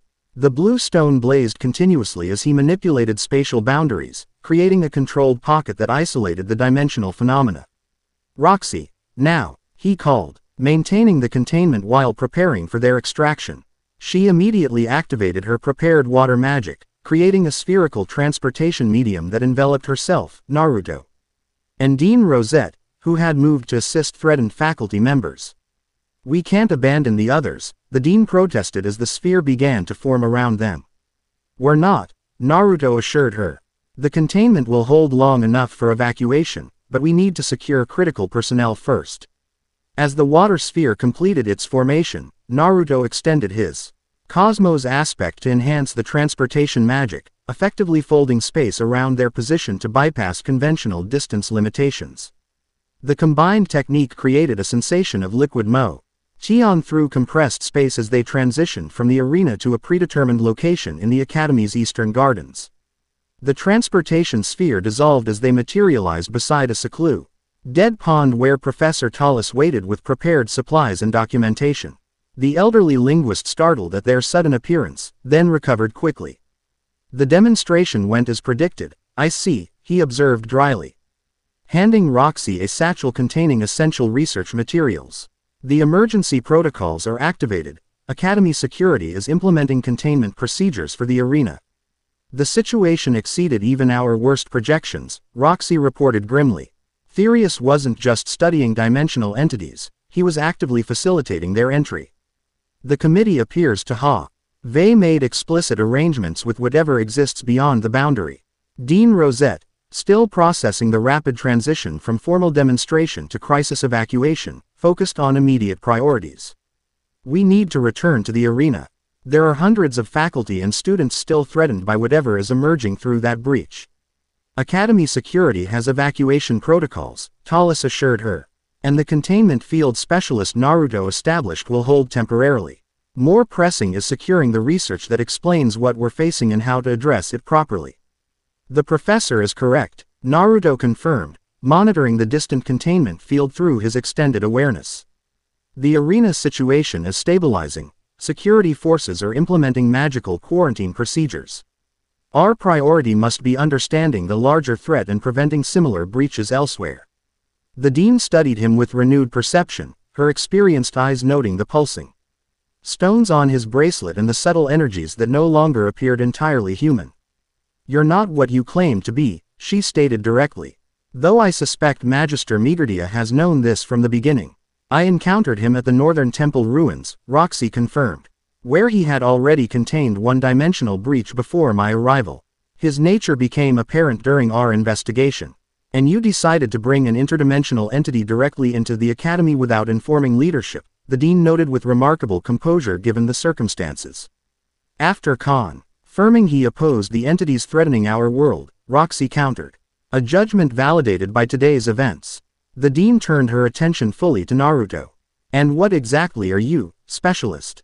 Or is that title as fabricated as your origin story?" "My name is Naruto," he replied honestly. "As for what I am..." He glanced at the bracelet where 2 stones pulsed actively while 5 remained dormant. "I'm still discovering that myself. What I know with certainty is that I was sent to prevent the dimensional collapse Therius's committee is inadvertently facilitating." Before the Dean could respond, distant alarms echoed across the Academy grounds, emergency protocols being implemented at multiple levels. Security forces could be seen moving with tactical precision toward the arena complex, while defensive wards activated around critical infrastructure. "The Academy lockdown has commenced," Talus observed. "Soon all transportation in or out will be restricted for investigation. Which means our window for securing the temple research and continuing our investigation is closing rapidly," Roxy concluded. "Dean Rosette, the Academy needs your leadership during this crisis. We need to pursue the larger threat beyond these walls." The Dean's expression reflected the complex calculations of a leader weighing immediate crisis against long-term strategy. "You believe these events connect to something broader than Therius's committee?" "The convergence," Naruto confirmed. "A cyclical weakening of dimensional boundaries that allows entities from beyond to attempt breaches. What happened today was merely an opportunistic exploitation of existing weaknesses, not the primary threat." After a moment's consideration, Dean Rosette nodded decisively. "Proceed with your investigation. I'll manage the immediate crisis and ensure any committee members captured during containment procedures are properly secured and questioned." She fixed Roxy with a pointed look. "But I expect comprehensive reports and no further unauthorized imports of interdimensional entities, Magister Migurdia." "Understood, Dean," Roxy acknowledged, her formal tone belied by the slight smile that suggested their relationship transcended strict academic hierarchy. With the Dean departing toward the administrative complex to coordinate the Academy response, Talus quickly outlined their extraction plan. "I've secured transportation at the Eastern Gate, a research expedition officially departing to investigate elemental disturbances in the Whispering Forest region. The paperwork was processed yesterday, before today's incident triggered lockdown protocols." "Convenient timing," Naruto observed. "Academic paranoia occasionally proves justified," Talus replied with scholarly satisfaction. "I've maintained contingency preparations since identifying the first convergence references in ancient texts.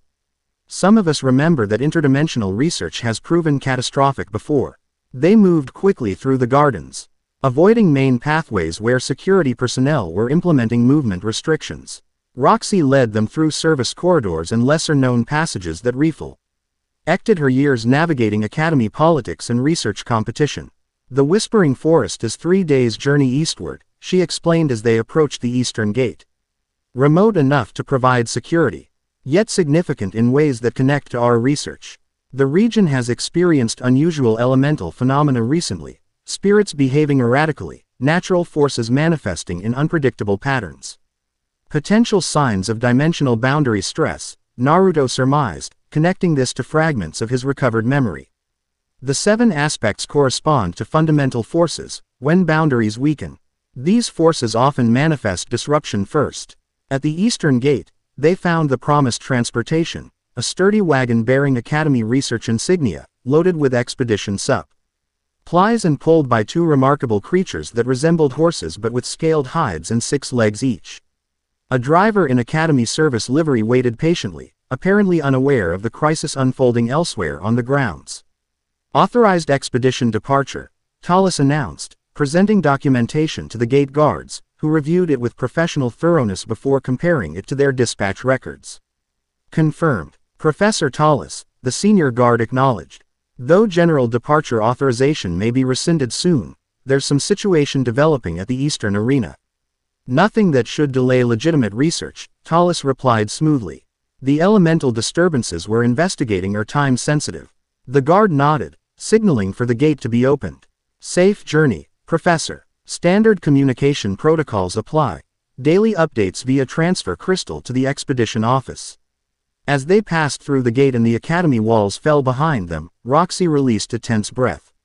That was remarkably straightforward given the circumstances. The lockdown protocols prioritize preventing unauthorized entry rather than restricting exit, Talus explained. And our documentation was legitimately processed yesterday. The system worked as designed. The wagon rumbled along the eastern road, gradually leaving the outskirts of Sharia behind as they entered the more pastoral landscapes beyond the city. The driver, apparently a regular academy employee unconnected to their actual mission, maintained a professional distance, focusing on navigating the increasingly rural roadway. Once they had traveled several miles and confirmed no pursuit, Naruto finally allowed himself to relax the intense focus he had maintained since the demonstration began.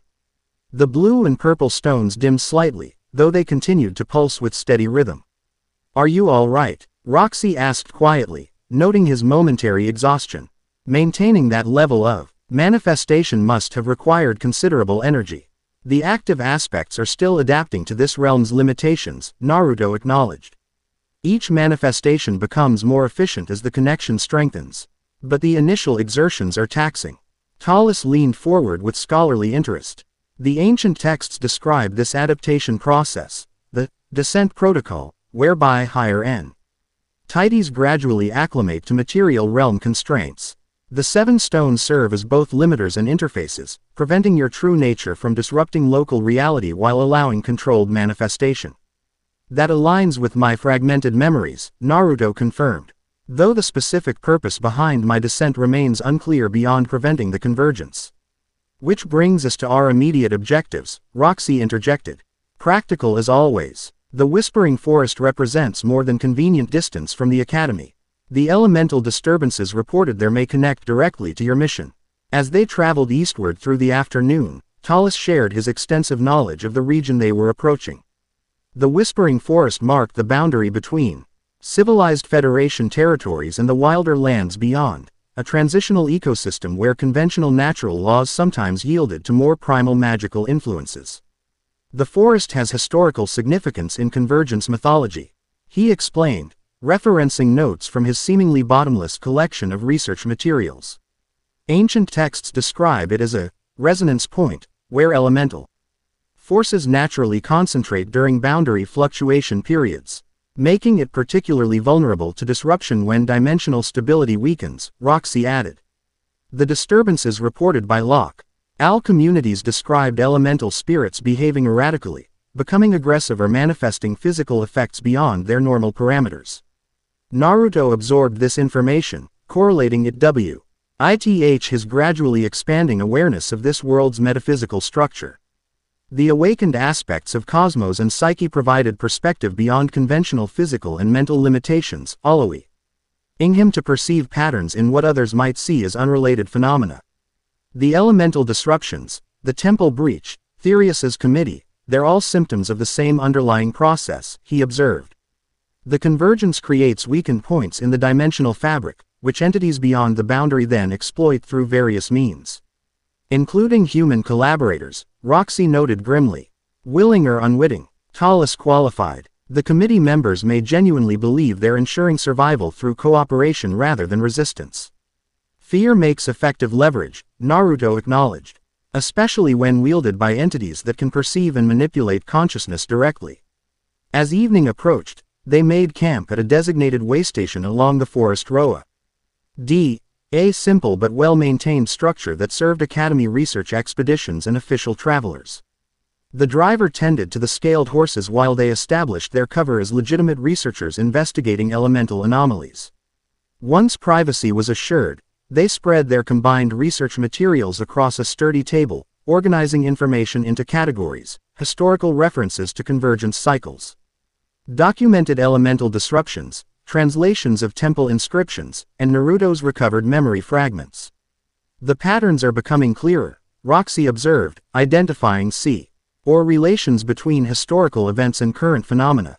Previous convergence cycles have triggered similar progressions, elemental disruptions first, followed by psychological effects as boundary thinning allows mental influence, culminating in actual physical breaches if not addressed. And the 7 aspects represent the countermeasure, Talus added, indicating Naruto's bracelet.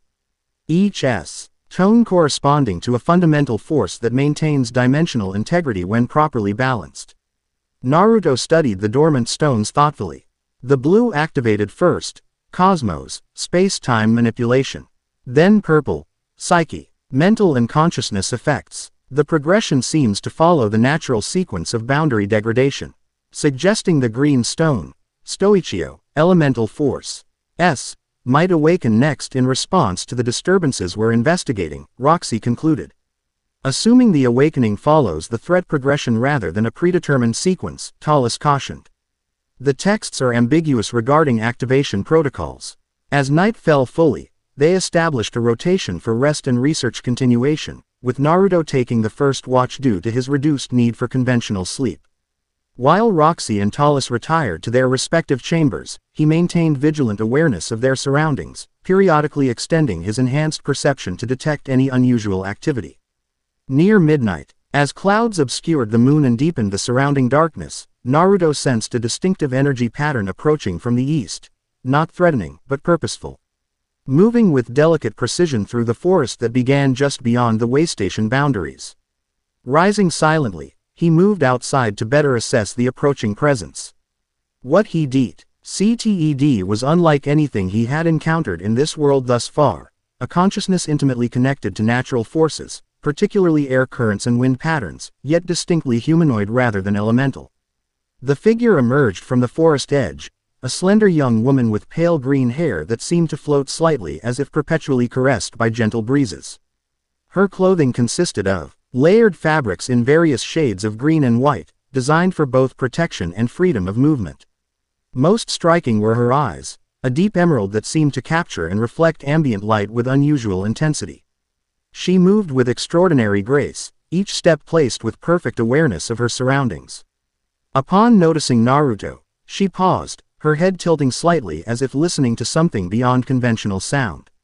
"You're not what you appear to be," she stated without preamble, her voice carrying musical qualities that suggested intimate familiarity with wind harmonics. Quote, "The spirits are agitated by your presence, some fearful, others hopeful." Naruto remained still, assessing rather than reacting. "You can communicate with elemental spirits. I hear their voices," she confirmed. "Most clearly the wind spirits, but others as well when they choose to speak loudly enough." She studied him with unnerving directness. "They call you by many names, none of which translate properly to human language. The closest approximation would be, the boundary walker, or perhaps, he who stands between." The descriptions resonated with Naruto's fragmented memories, confirming. This young woman possessed genuine spiritual sensitivity beyond conventional magical talent. "My name is Naruto," he offered simply. "May I know yours?" "Sylphiette," she replied, "though some call me the Wind Whisper." She approached cautiously, her movements still carrying that preternatural grace. "I came because the forest spirits speak of strangers arriving, researchers from the great stone place where humans study magic." "The Academy," Naruto confirmed. "We're investigating elemental disturbances reported in the Whispering Forest." Sylphiette's expression grew troubled. "Then you've come for the right reasons. Though perhaps too late. The disruption spreads rapidly. Elemental spirits twisted from their natural patterns, behaving in ways that harm rather than nurture. The local villagers call it the corruption. But it's something deeper than simple taint." "When did it begin?" Naruto asked, recognizing the potential connection to the convergence phenomena. 3 cycles of the moon ago," Sylphiette replied, gesturing toward the eastern depths of the forest. "Beginning at the ancient stone circle deep within the elder trees. A place of power where the veils between worlds have always been thinner." Another convergence point, Naruto realized, similar to the northern temple ruins where he had first awakened in this world. The pattern was becoming increasingly clear. Low cations where dimensional boundaries naturally thinned during convergence cycles were experiencing the earliest manifestations of disruption. "Will you show us this stone circle tomorrow?" he asked. My companions and I have information that might help understand what's happening to the spirits. Sylphiette studied him with that unnerving directness again, her consciousness somehow extending beyond conventional human limitations to perceive aspects of his true nature. You're not just a researcher, she stated with quiet certainty. You're something more, something connected to whatever is happening.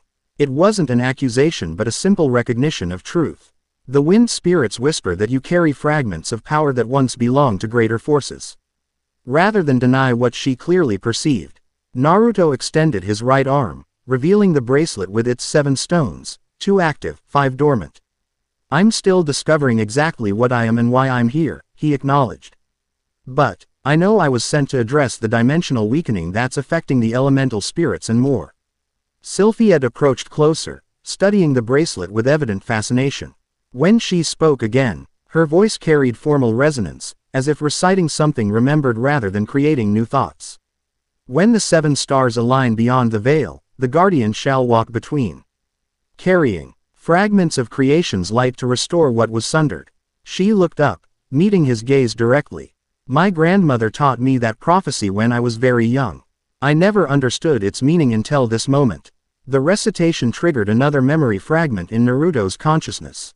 A chamber of living wood, walls grown rather than built, ceiling open to a night sky filled with stars arranged in unfamiliar patterns.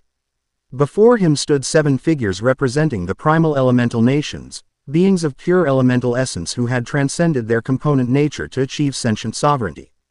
Asterisk. The convergence approaches once more, intoned the central figure, composed of perfectly balanced elements in continuous, harmonious flux. The boundary thins as the 7 stars align beyond the mortal veil.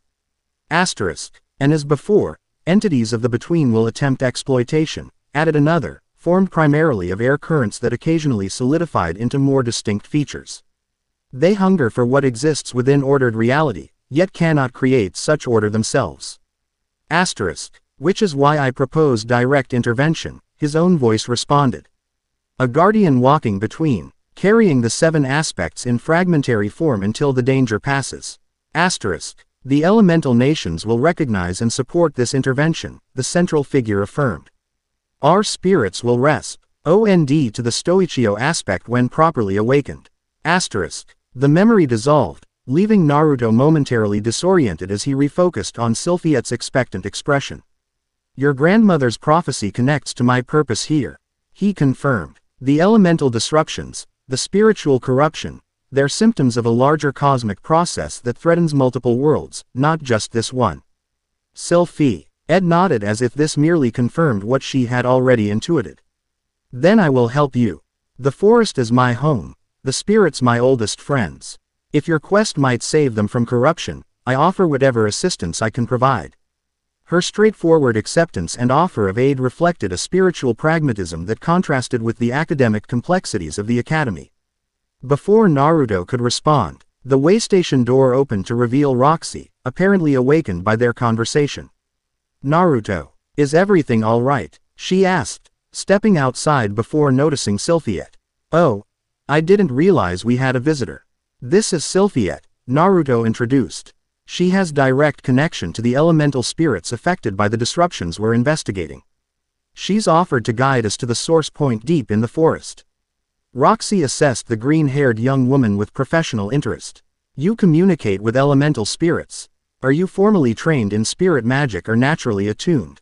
Both. Sylphiette replied simply. I studied briefly with the elven spirit speakers to the north, but my connection existed from birth. The wind spirits have always spoken to me most clearly. Roxy's academic interest was immediately evident. Fascinating. Natural affinity combined with formal methodologies. That's extremely rare, particularly for human practitioners.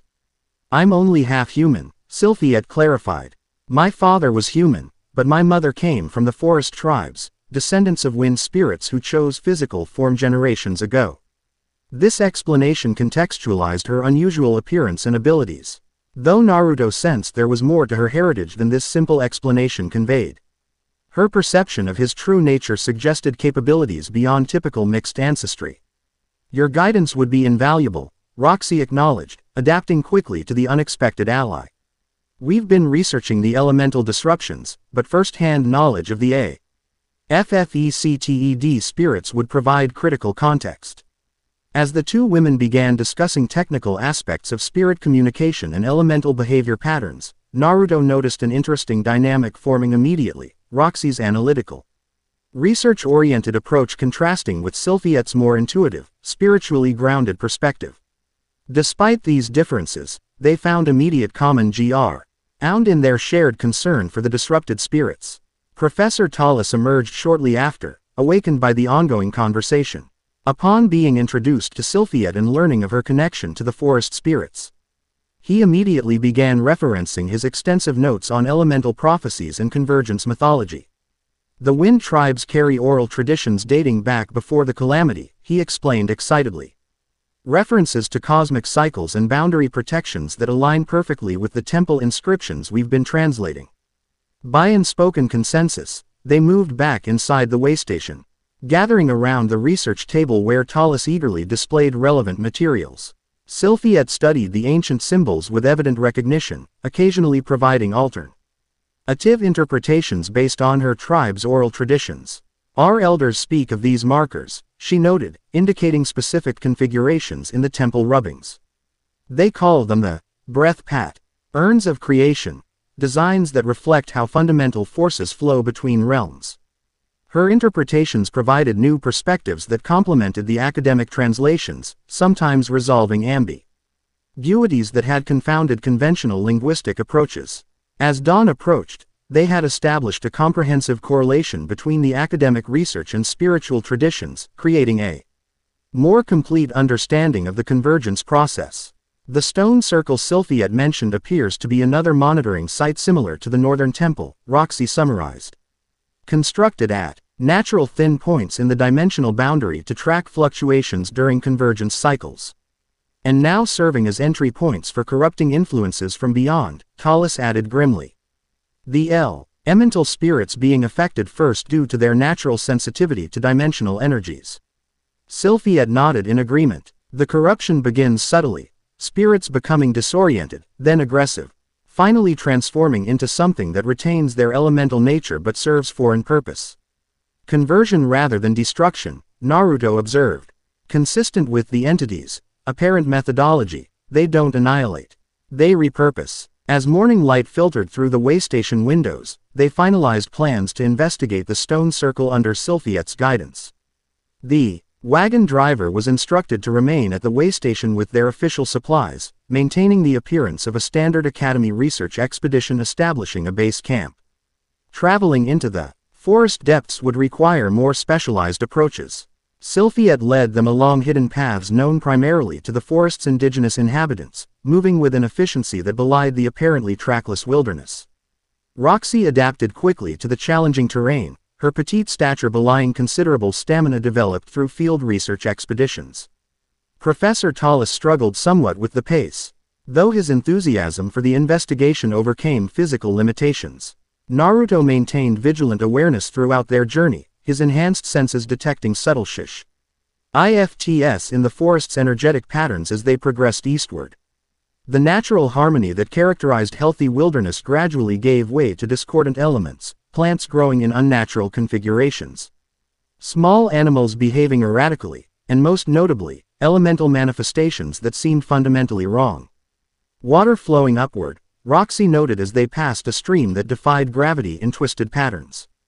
Completely contrary to natural magical principles, water elementals never violate fundamental physical laws so dramatically without specific purpose.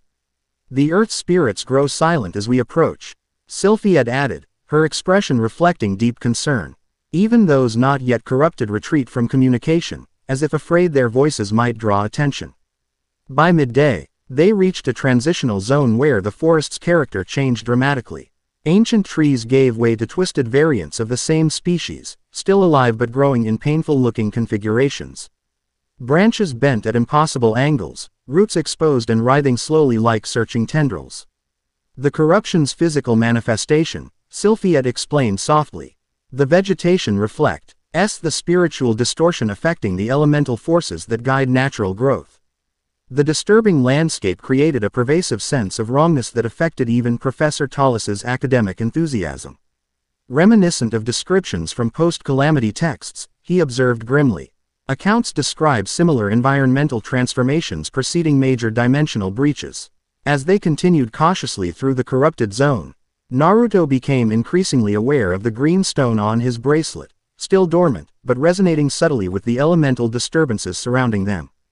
The tone seemed to respond specifically to the corruption, vibrating faintly whenever they encountered particularly distorted natural phenomena.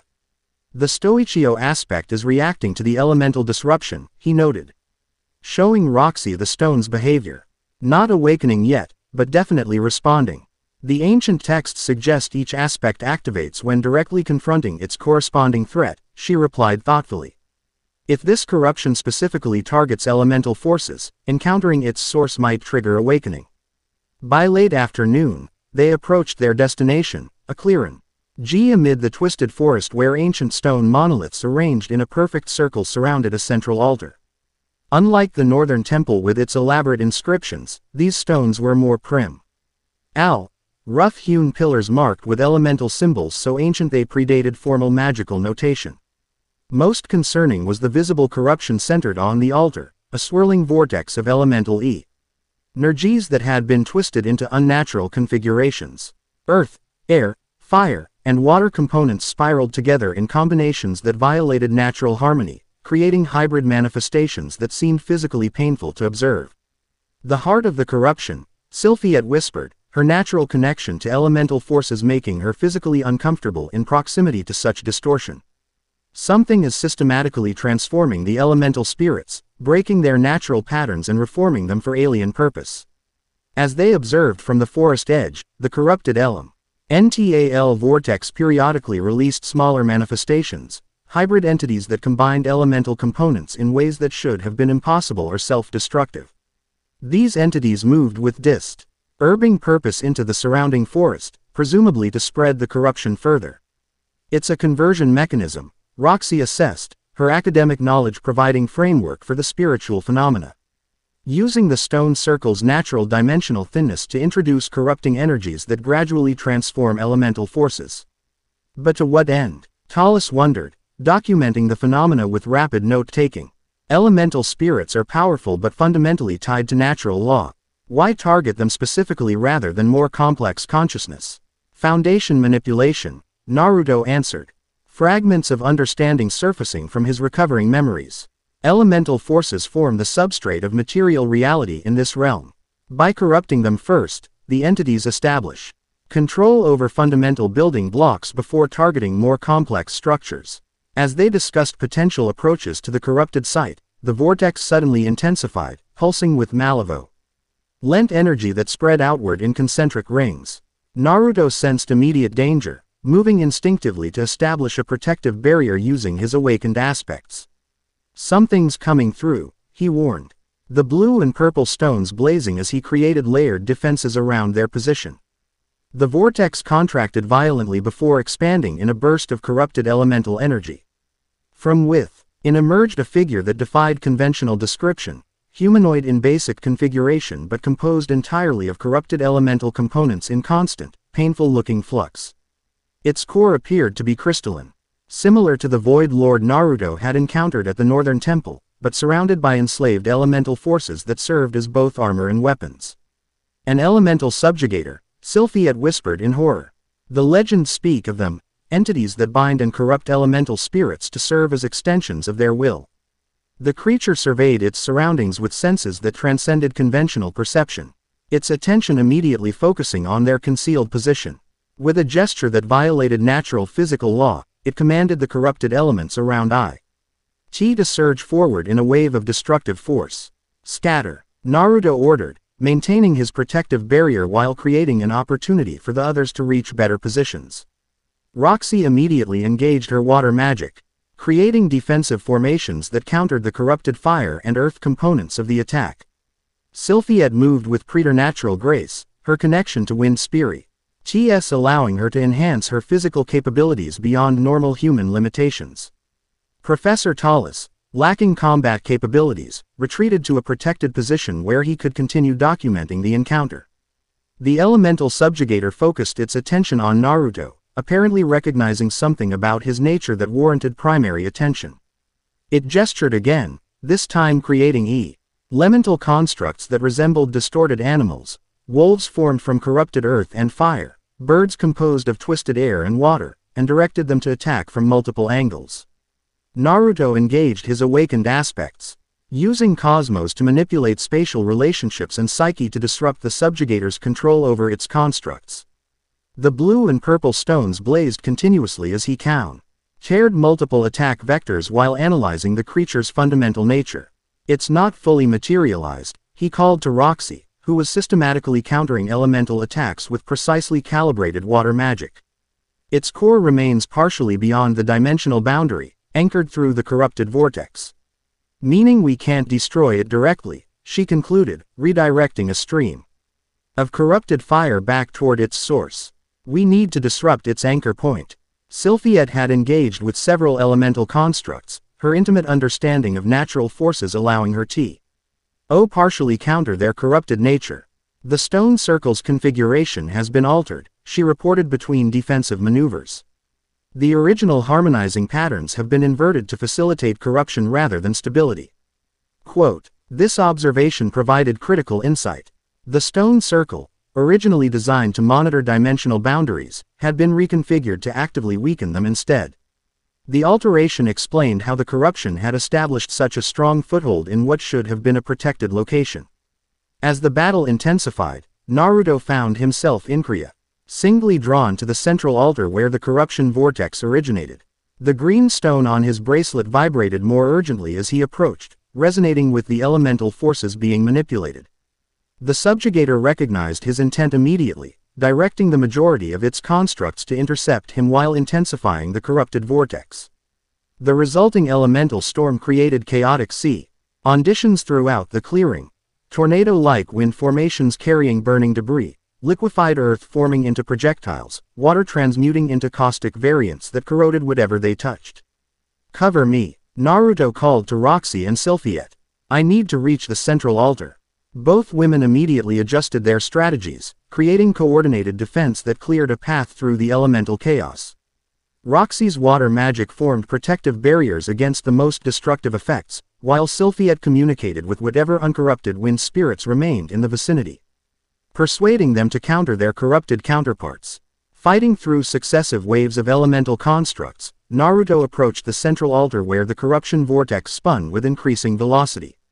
The green stone now vibrated so intensely that the bracelet felt warm against his skin, clearly responding to the concentration of corrupted elemental forces. The subjugator abandoned its distance attacks, materializing directly between Naruto and the altar. Up close, its horrific nature became more apparent, the crystalline core visible through gaps in its elemental armor contained what appeared to be captured consciousnesses, spirits trapped within its structure and forced to power its manifestation. You interfere with inevitable progression, Guardian, it communicated, not through conventional speech but through vibrations that resonated directly in Naruto's consciousness. The elemental foundation must be prepared for what comes. You enslave what should remain free, Naruto countered, engaging directly with the entity's crystalline core while avoiding its elemental weapons, corrupting the natural order to serve external purpose. Order is illusion, the subjugator responded. The between teaches truth. All boundaries are temporary. All distinctions ultimately meaningless. Resistance merely prolongs necessary transition.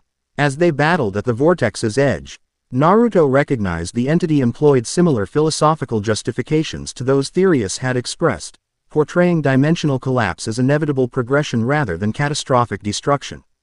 The consistency suggested coordinated indoctrination across multiple fronts, both human and non-human. The fight intensified as the subjugator wielded corrupted elemental forces with devastating precision. Despite his awakened aspects, Naruto found himself challenged by the sheer versatility of the attack, each elemental component requiring different countermeasures, the combinations created effects that transcended conventional combat parameters. Across the clearing, Roxy and Sylphiette worked in surprising harmony despite their different approaches. Roxy's structured water magic emanating Sylphiette's intuitive wind manipulations to counter the remaining elemental constructs. Their coordinated efforts gradually reduced the chaotic manifestations, allowing them to provide ional support to Naruto's central battle. As the conflict reached critical intensity, Naruto found himself driven back from the altar by a particularly powerful combination attack. Corrupted earth and fire fused into a lava-like substance that moved with unnatural intelligence. The momentary retreat brought him into alignment with Roxy and Sylphiette, who had converged to combine their efforts against the remaining threats. We need to disrupt the vortex directly, Roxy assessed, her analytical mind quickly processing combat variables. The subjugator draws power from the corruption flow between dimensions. The stone circle's configuration is the key, Sylphiette added, her spiritual sensitivity perceiving patterns invisible to conventional observation. The original harmony has been inverted. If restored, it might reject the corruption. Their observations crystallized Naruto's understanding of the situation. The stone circle represented a natural dimensional monitoring point whose purpose had been perverted to facilitate corruption. The green stone's increasingly urgent vibration suggested Stoichio's awakening depended on directly confronting this elemental perversion. I need to reach the center, he stated. Decision formed. But the approach is too heavily defended for conventional tactics. The subjugator, perhaps sensing their strategic assessment, intensified the corruption vortex further, creating a virtually impenetrable barrier of chaotic elemental forces around the central altar. Then we create an unconventional approach, Roxy proposed, her expression reflecting rapid calculation.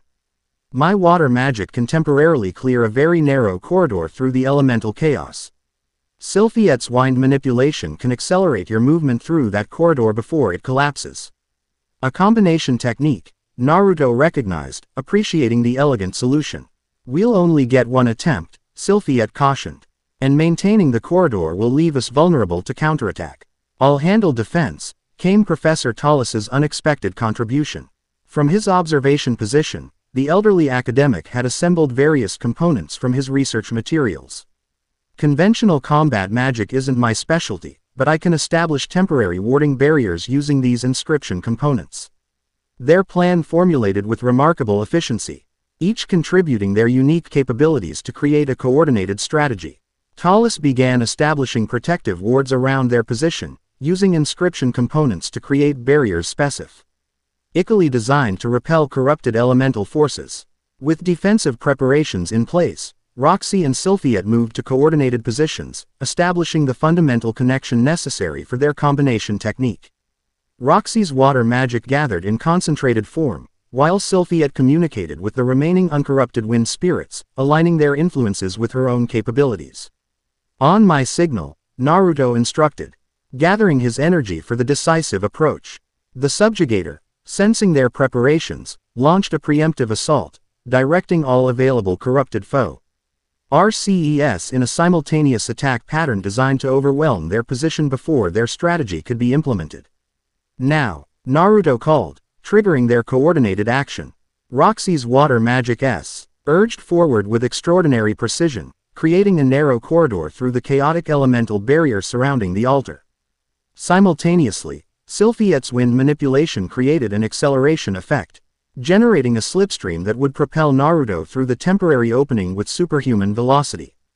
The combined technique functioned perfectly. Naruto launched forward through the water corridor, wind forces accelerating his movement beyond conventional physics.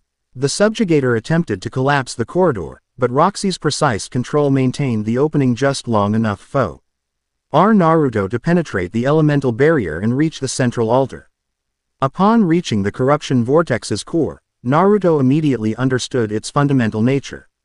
The vortex represented a controlled dimensional breach specifically designed to corrupt elemental forces rather than permit physical crossing. The subjugator served merely as its guardian and facilitator, not its creator. The green stone on his bracelet now blazed with building energy, responding directly to the concentrated elemental corruption. As Naruto engaged with the vortex's structure, attempting to disrupt its corrupting influence, the subjugator materialized directly opposite him across the altar. Your interference changes nothing, Guardian, it communicated. The convergence progresses regardless of individual battles. The between already touches countless points across your precious boundaries. Perhaps, Naruto acknowledged, the blue and purple stones blazing alongside the increasingly active green. But each point defended represents lives and consciousnesses preserved, including the elemental spirits you've enslaved.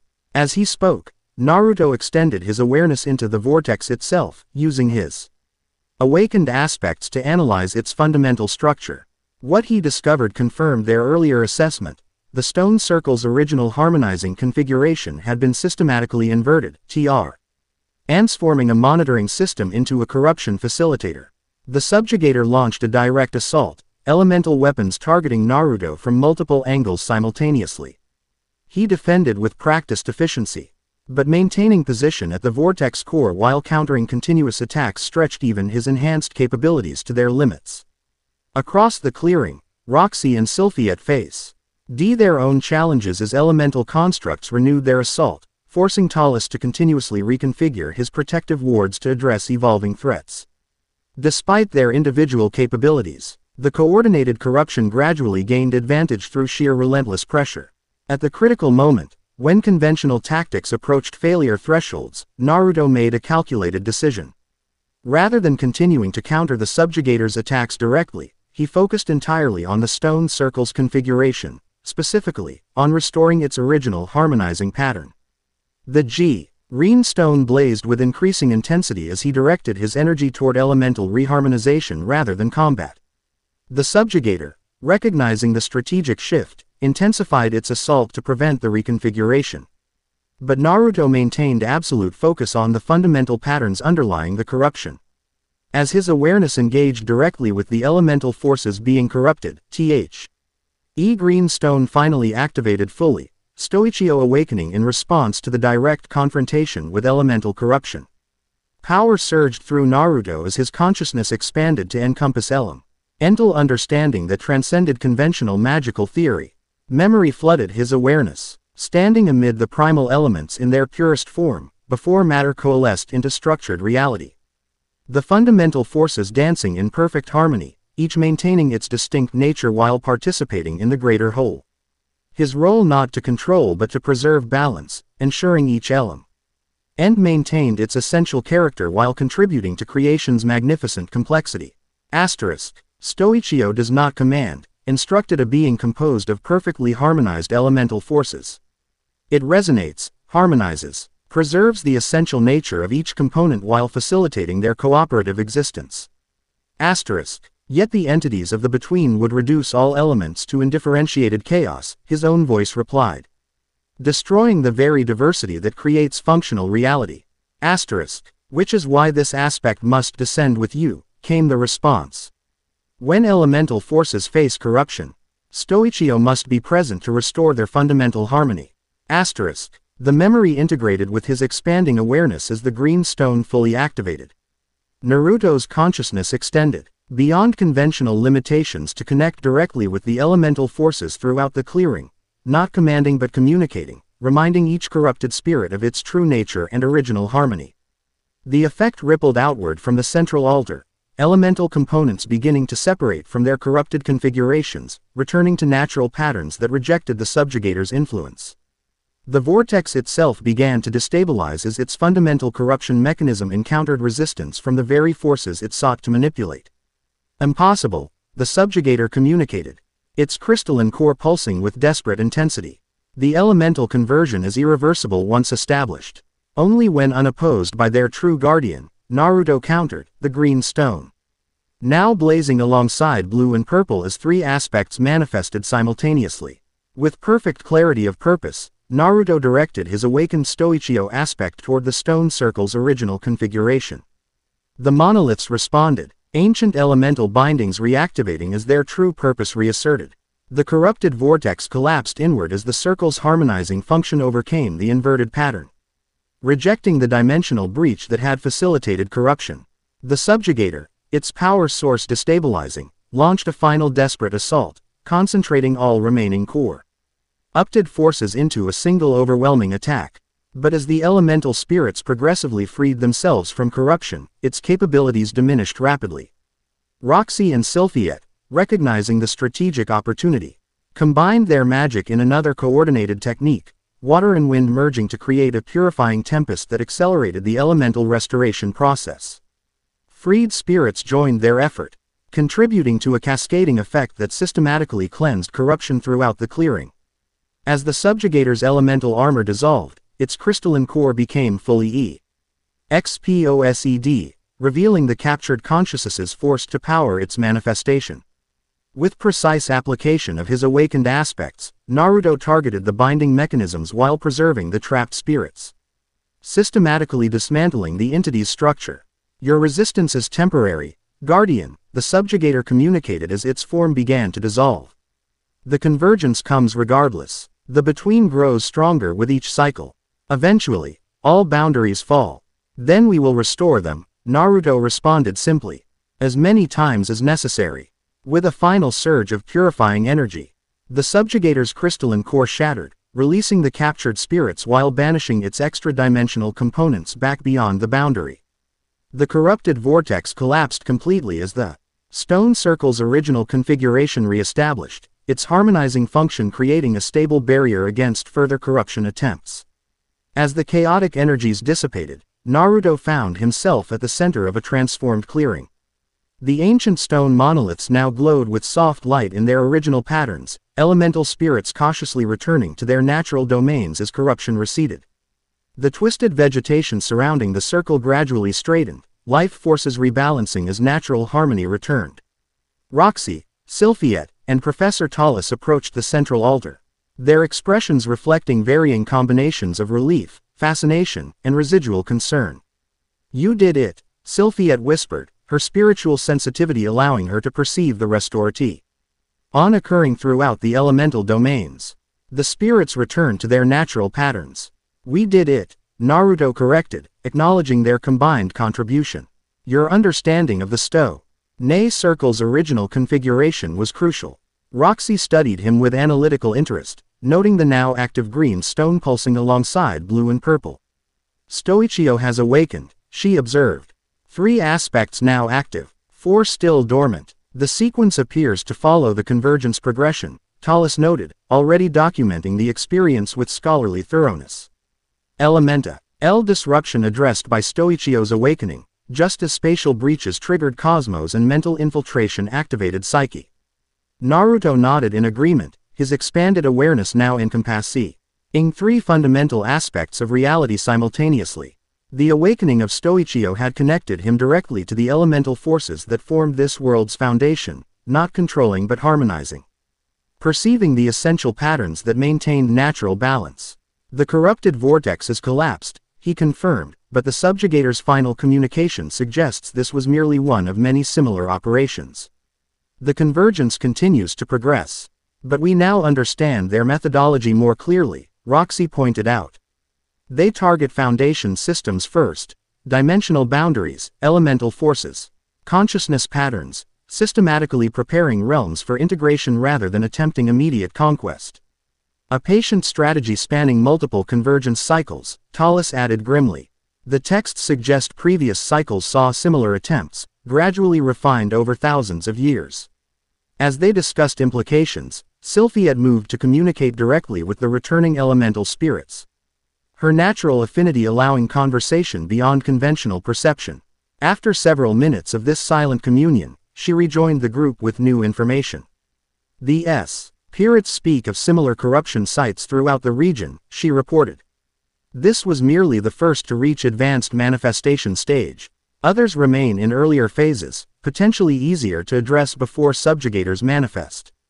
This information provided clear direction for their next steps, a systematic campaign to locate and cleanse corruption sites before they reached critical development.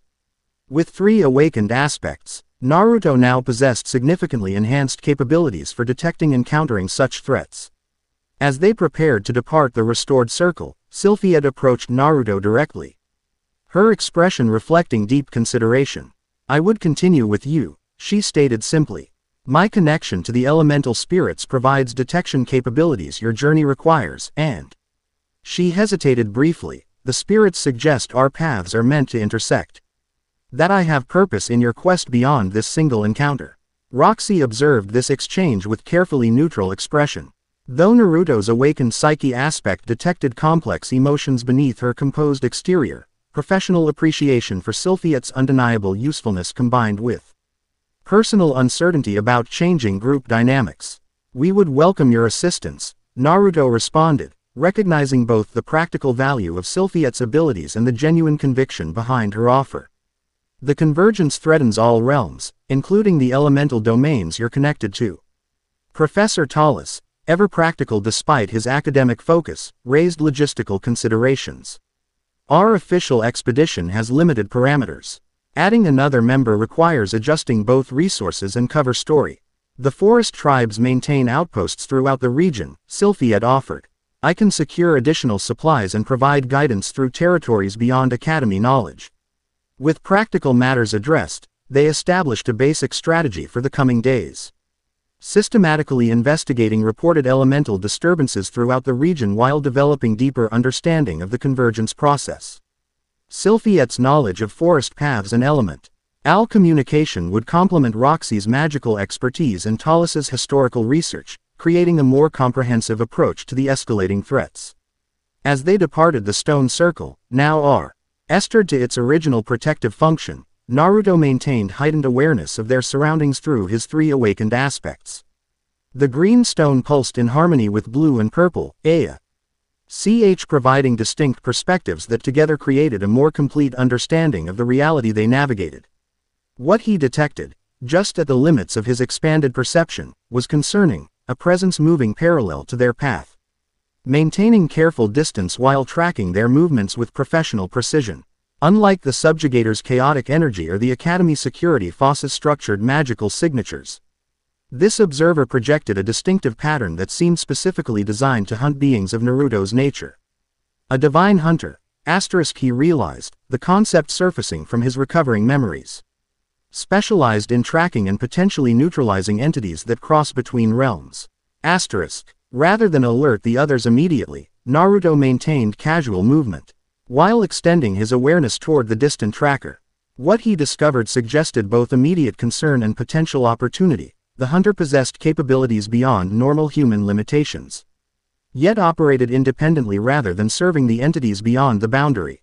A third faction had entered the equation, neither aligned with the Academy's various interests nor serving the Convergence's exploitation. What this hunter's specific objectives might be remained unclear, but their presence confirmed the significance of Naruto's awakening aspects and the growing complexity of the conflicts surrounding the Convergence. As their group moved deeper into the forest, now guided by Sylphiette's intimate knowledge of hidden pathways, Naruto observed the gradual development of new interpersonal dynamics. Roxy and Sylphiette established a cautious professional relationship, their contrasting approaches to knowledge and power creating both occasional tension and unexpected complementarity. The elemental corruption suggests systematic targeting of Foundation systems, Roxy theorized as they traveled, her analytical mind continuously processing new information. First principles. Manipulation before addressing more complex structures. The spirits describe it differently, Sylphiette offered. They perceive a hollowing out of essential nature, maintaining outer form while replacing inner purpose. Like a fruit that appears ripe but contains only dust inside. Different descriptive frameworks for the same fundamental process, Tallis observed, finding academic common ground between their perspectives. The scientific and spiritual approaches perceive identical phenomena through different conceptual lenses. Their discussion continued in this vein, gradually establishing shared understanding despite diverse starting points. Naruto noted how Roxy occasionally glanced at Sylphiette with expressions that shifted between professional assessment and something more personal, curiosity about the unusual young woman who had joined their group so suddenly, perhaps even subtle evaluation of potential competition for Naruto's attention. For her part, Sylphiette maintained a direct, uncomplicated approach that reflected her spiritual upbringing, addressing immediate concerns with practical solutions while reserving deeper philosophical questions for appropriate moments. Her occasional glances toward Naruto carried open appreciation without artifice or concealment, her spiritual sensitivity allowing her to perceive aspects of his nature that resonated with her own connection to fundamental forces. By evening, they had established camp at one of the forest tribe outposts Sylphiette had mentioned, a small clearing with simple but effective shelters constructed in harmony with surrounding trees rather than by clearing them. The location provided natural protection through both physical features and spiritual connections maintained by generations of respectful habitation.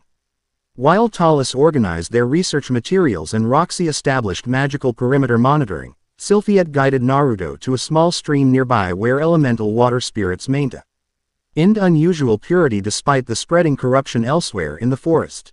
This place has special significance to the forest tribes, she explained as they knelt beside the crystalline water. A healing spring where elemental domains naturally intersect in perfect balance. Even during previous convergence cycles, corruption never penetrated this sanctuary. Naruto sensed the truth of her statement through his awakened Stoichio aspect. The location maintained elemental harmony that transcended conventional magical understanding, not through imposed structure but through natural resonance that self-corrected against disruptive influences. You perceive it, Sylphiette observed, watching his expression. The balance point where elements flow together without losing their essential nature. It reminds me of something, Naruto acknowledged, another memory fragment surfacing. A principle I once understood completely but now grasp only partially, harmony without homogenization, unity. That preserves diversity rather than erasing it. The forest tribes call it the breathing pattern, Sylphiette offered.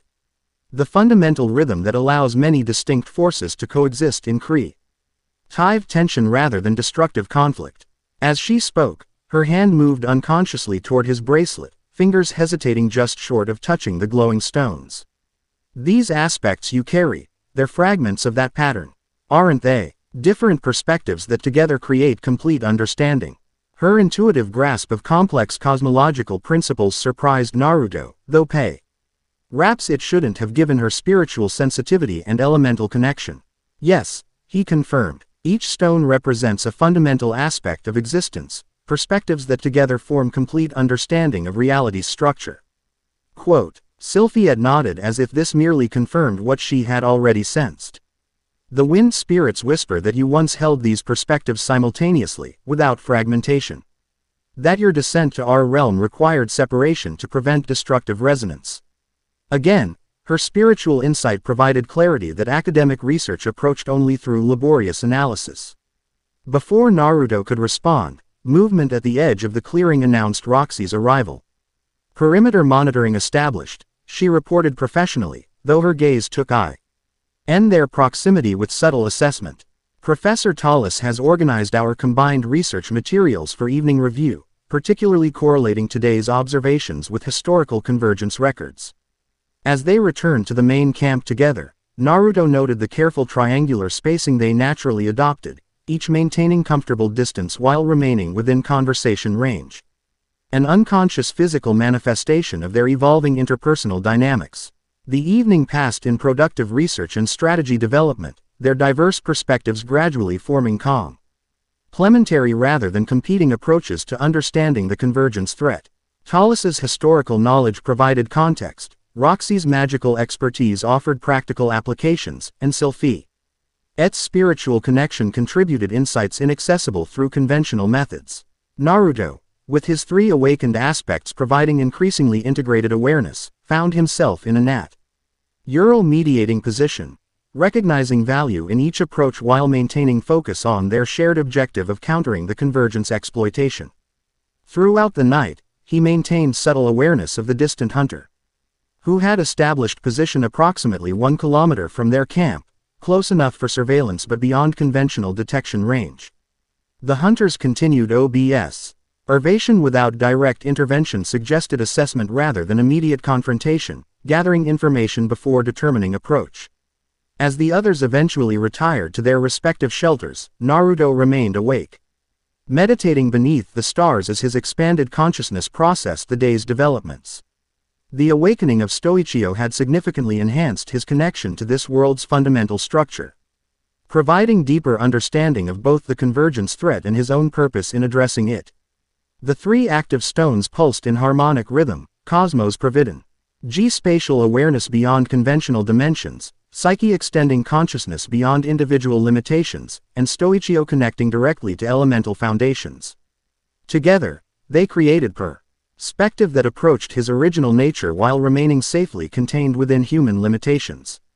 4 stones remained dormant. Zoe, life, Soma, physical form, Nous, higher consciousness, and Aledia, fundamental reality. Each would awaken in response to specific threats, gradually restoring his complete awareness and capabilities as the convergence progressed. A soft footfall interrupted his meditation. Opening his eyes, he found Sylphiette approaching, her movements naturally silent through lifelong forest habitation rather than deliberate stealth. "The spirits are restless tonight," she explained, settling gracefully beside him. "They sense changes beyond my understanding, ripples in patterns usually stable for generations." "The convergence accelerates," Naruto confirmed. "Each awakened aspect enhances my perception of the process. Boundaries thin across multiple points simultaneously, creating cascading effects throughout connected systems." Sylphiette nodded, her expression thoughtful as she gazed upward at unfamiliar star configurations. "The elders taught that stars are windows between realms, points where other existences can be glimpsed but not directly accessed." "A poetic description of dimensional intersection points," Naruto observed, appreciating how spiritual traditions often captured complex cosmological principles through metaphorical language. They sat in comfortable silence for several minutes, Sylphiette apparently content with shared presence rather than continuous conversation. When she spoke again, her question carried surprising directness. "What happens when all 7 stones awaken?" she asked quietly. "Will you return to whatever you were before, leaving this realm behind?" The question touched on uncertainties Naruto himself still grappled with, the relationship between his current limited form and whatever he had been before descending to this realm. "I don't know," he answered honestly. "My memories remain fragmented. Each awakening restores more understanding. What I do know is that my purpose here connects directly to preventing exploitation of the convergence cycle, protecting this realm and others from entities that would consume rather than coexist." Sylphiette seemed to accept this uncertainty without disappointment, her perspective naturally accommodating cycles of presence and absence after lifelo. In connection to seasonal elemental patterns, "The forest tribes believe purpose matters more than permanence," she offered. "That impact continues beyond physical presence, like how wind shapes stone over time despite their different natures." Her philosophical resilience reflected spiritual maturity beyond her apparent age, a perspective that honored significance without demanding permanence. Before Naruto could respond, another set of nearly silent footsteps approached from the direction of the camp. Roxy appeared at the clearing's edge, moonlight illuminating her petite form and highlighting the contrast between her academically precise appearance and Sylphiette's more naturalistic presence. She hesitated briefly upon seeing them together, then approached with deliberate casualness. Monitoring detected minor boundary fluctuations, she explained, her tone professionally neutral despite the late hour and informal setting. "Nothing requiring immediate response, but consistent spreading aftereffects from the corruption site we addressed earlier. The elemental realignment creates transitional instability," Naruto confirmed, his stoichio aspect detecting the subtle harmonization processes occurring throughout the forest. "Natural systems recalibrating after corruption removal." Roxy nodded, settling nearby to complete their triangle. Professor Tallis identified similar patterns in historical records, healing phases following convergence interventions. "The process appears consistent across multiple cycles." The conversation shifted to technical assessment of recovery patterns, the 3 of them contributing complementary perspectives that gradually formed more complete understanding. Naruto noted how Roxy and Sylphiette naturally established communicative balance despite their different approaches, academic precision complementing intuitive insight rather than conflicting with it. As midnight approached, their discussion gradually transitioned from immediate tactical considerations to broader strategic questions about the convergence cycle itself. The comfortable intellectual exchange reflected growing trust and mutual respect despite their diverse backgrounds and potentially competing personal interests. "Tomorrow we investigate the secondary corruption sites Sylphiette identified," Roxy summarized as their planning concluded.